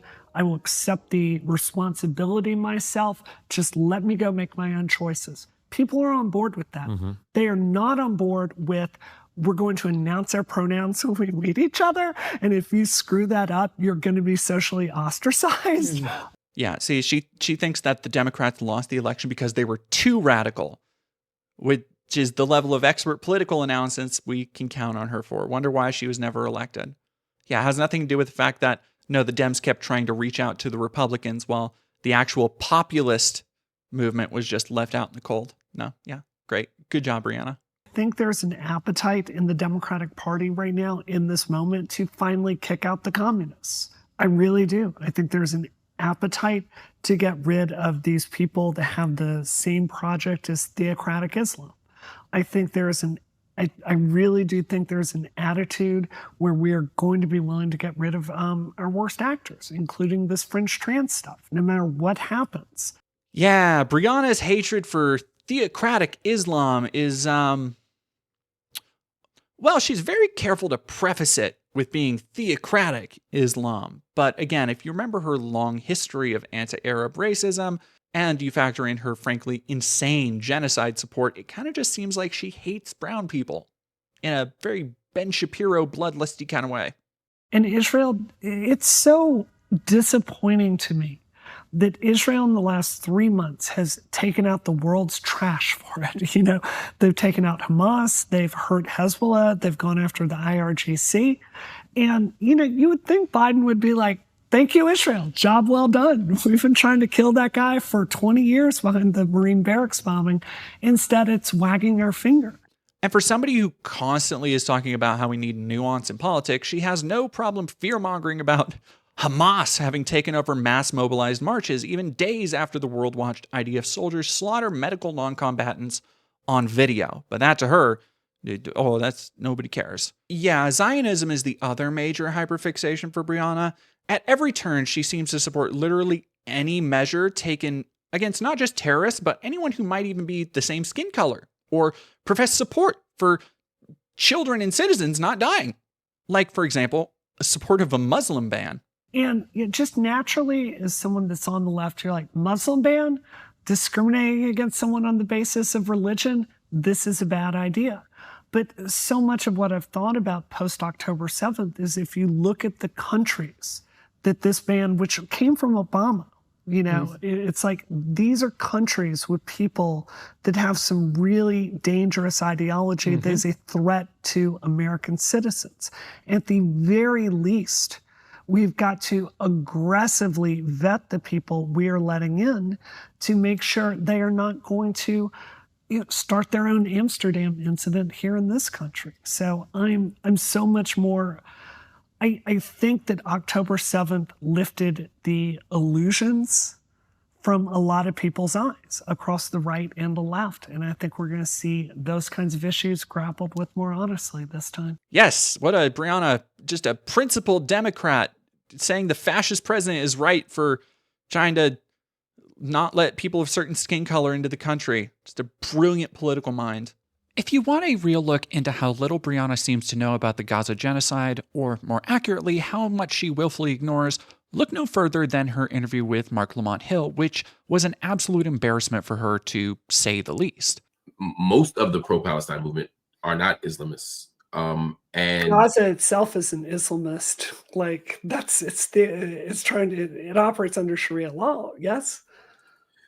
We're talking about a movement, right? I'm assuming the people that you are getting comments from are not in Gaza, right? We're talking about the pro-Palestine movement. You're talking about people, for example, who are commenting from our exchange. Those people aren't in Gaza. The pro-Palestinian movement is a global movement.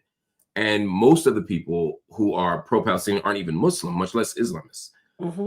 Second, you can be Muslim and not be Islamist.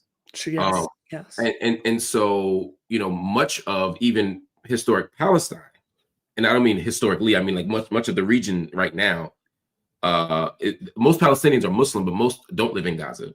And most of those people would not identify as Islamists based on all the polls, based on all the data. Really? You don't think Free Palestine at its core is an Islamist movement? I absolutely think that. What does Islamist mean to you? This project to conflate Islam with the state and to usher that into a form of government.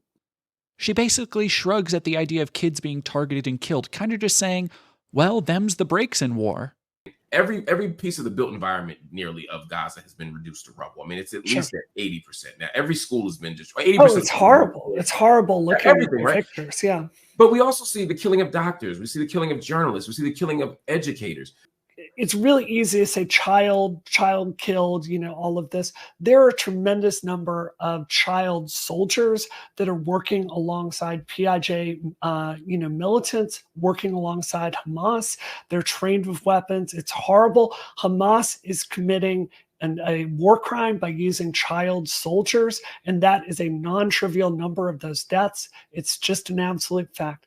As far as, you know, some of this technology of white phosphorus and all of that, I think those claims are really overblown. Also need to bring up this wonderful chef's kiss of a moment where she says Kamala won't be affected by her support for Israel. I wonder why Brianna doesn't have a job at Rebellion PAC anymore. Yeah, I think the fact that it doesn't look like the DNC is going to result in Chicago on fire, I feel really good about us just being able to kind of continue through the election. And if that is the case, if what you prognosticate is accurate, yes, and I suspect it is, does Kamala Harris win? Yeah. It shouldn't be surprising then that, like her purposefully misunderstanding non-binary people, making it easier for her to villainize them and valorize her very smart and centrist positions, Brianna doesn't really care how much evidence of a genocide she's presented with. She has continually advocated for basically the entire total ethnic extermination of Gazans. And like most of the rabid Zionists, will fall back on tired arguments like Israel has a right to exist and Palestinian protesters are terrorist sympathizers, when really the only thing anyone is advocating for that she is against is Israel stopping the mass slaughter of women, children, and non-combatants. That's it. Again, this is the person who wants to present herself as a voice of reason, who knows what she's talking about. Her Zionist position might be the clearest example, but we've seen plenty how she just absolutely ignores any evidence or conversations that might actually disprove or challenge her in any way. It's legitimately sickening to watch. like her open praising of Mahmoud Khalil's DHS arrest, where she's been justifying the extrajudicial targeting of a legal immigrant because he advocated for the rights of suffering and dying people. But to her, these positions aren't extreme. Oh no. The extremists are the people who want a ceasefire. Now, if you've heard some of the things Brianna says about communists, it's very clear that much like non-binary representation and just a larger queer community in general, she has no idea what the fuck she's talking about. Could her lack of knowledge with these positions have anything to do with not ever talking to leftists and getting most of her ideas, or at least approaches, from mainstream conservatism? Who's to say? This is what drives me crazy about this current trans movement. You know, when I transitioned over 20 years ago, the message was, your fate is in your own hands, right? If you pass, that's up to you. If you're employed, that's up to you. You have to learn these skills so you can build a good life for yourself. That's the way it was for a long time. Instead, the trans movement has taken on this victimhood. And I'm opposed to it, not just because it's politically cowardly, but it is taking an entire generation of girls that are just like me and telling them the thing that isn't gonna, the thing that you're waiting for to make your life better is a communist utopia. Like how do I even approach this idea that trans girls are indoctrinated into a communist utopia? What does communism have to do with defining concepts of gender? We could honestly be here all day watching her flap her overly thin lips, arguing total nonsense, but I really don't think it's necessary. Skip through any podcast appearance she makes or talking head segment she somehow managed to finagle. You'll see this highly qualified politico stumbling through the same lukewarm takes we've heard dozens of times with no substance behind them. But it is catching up with her. She can only be insulated by money and what connections she actually has for so long. Now Brianna spends her days arguing online, in her own mind besieged as one of the last holdouts of true transness with other people she now apparently calls comrades like Blair White. Recently, she claimed to have a debate with Blair because she's got nothing left to generate views except causing tired controversies. But here's how that debate went. I agreed with you. I 100% agreed with you. To the kids' point that you brought up, Blair, I really feel you. I do want to agree with you strongly, because I think, Blair, what you said about children growing out of it's very true. You're talking like there's a ton of surgery on children, and I fully agree with you for these FTMs. You said something at the beginning of this, which is trans women we've been run out of our own movement, which is 100% true. This non-binary fringe has come into it, and to use Free Palestine's phrase, they've colonized us. Yeah, I agree. Just to, expand slightly and then we can move on, is like, I completely agree. It's like, here we are. We're two trans women that feel like our civil rights vehicle has been hijacked by lunatics. How do we, trans women, actual trans women, not pretend trans women, not non-binaries, how do we build something where we can have a say in our own healthcare again? She may have found new friends, or at least people willing to use her as much as she uses them for exposure and clout. But like I said at the beginning, Brianna doesn't have a community.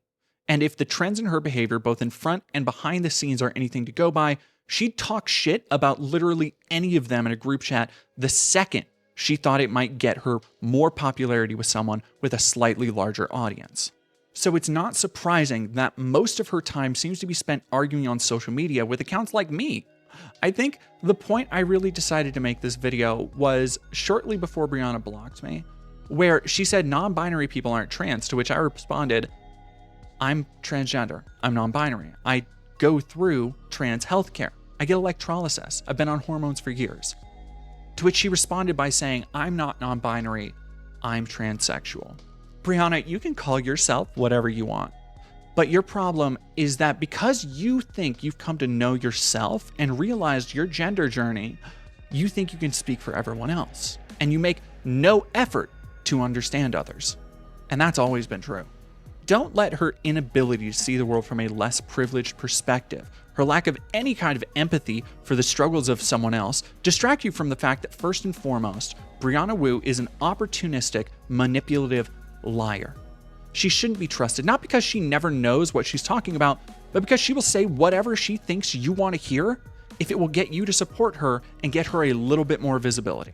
And after examining her entire career, it doesn't seem like there was some grand transformation over time.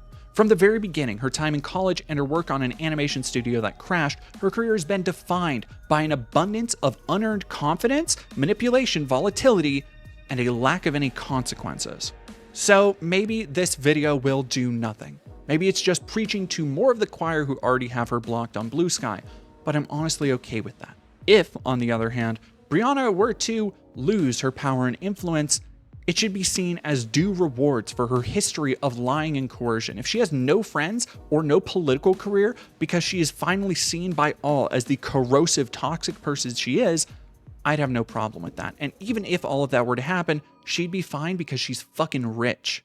But regardless how any of these things behind the scene coming to light affects her, I can say one thing with certainty. In the end, Brianna won't have anyone left to stand up for her. She won't have anyone left to bring her on podcasts and pay her for being a consultant, at least not if she continues the way she has for decades. And that has nothing to do with a YouTuber compiling a deep dive. It's all by her hand.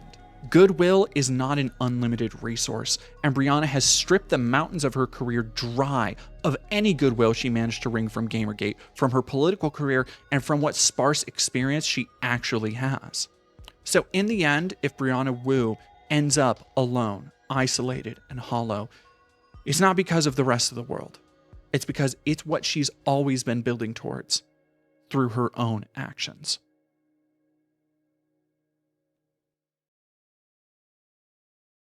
Hello, everybody, and thank you for sticking around to the end of what is now undoubtedly a pretty massive and I know highly anticipated video. I have been working on this one for a while, and I want to thank everybody who's helped me, including I've honestly lost track of the anonymous sources, or the sources that I've rather kept anonymous for this video, and I want to thank them all for reaching out to me and helping me put together corroborating aspects of this story, because it has been a lot of work to compile this, and I hope it was informative for everybody who watched it. If you would like to help me pay my bills, there are links down below where you can join the Discord that's for special patrons and get sneak peeks at videos like this one as they're being made. If you would like to help me do more journalism, more deep dives, more content like this, please do consider supporting at the Patreon. I am currently working on something that, if it comes together correctly, very well may be the biggest video I've ever done, which is saying something. I hope you enjoyed this look into Brianna, and I hope it was informational. And with that, I want to thank you again for watching and hope you have a great day.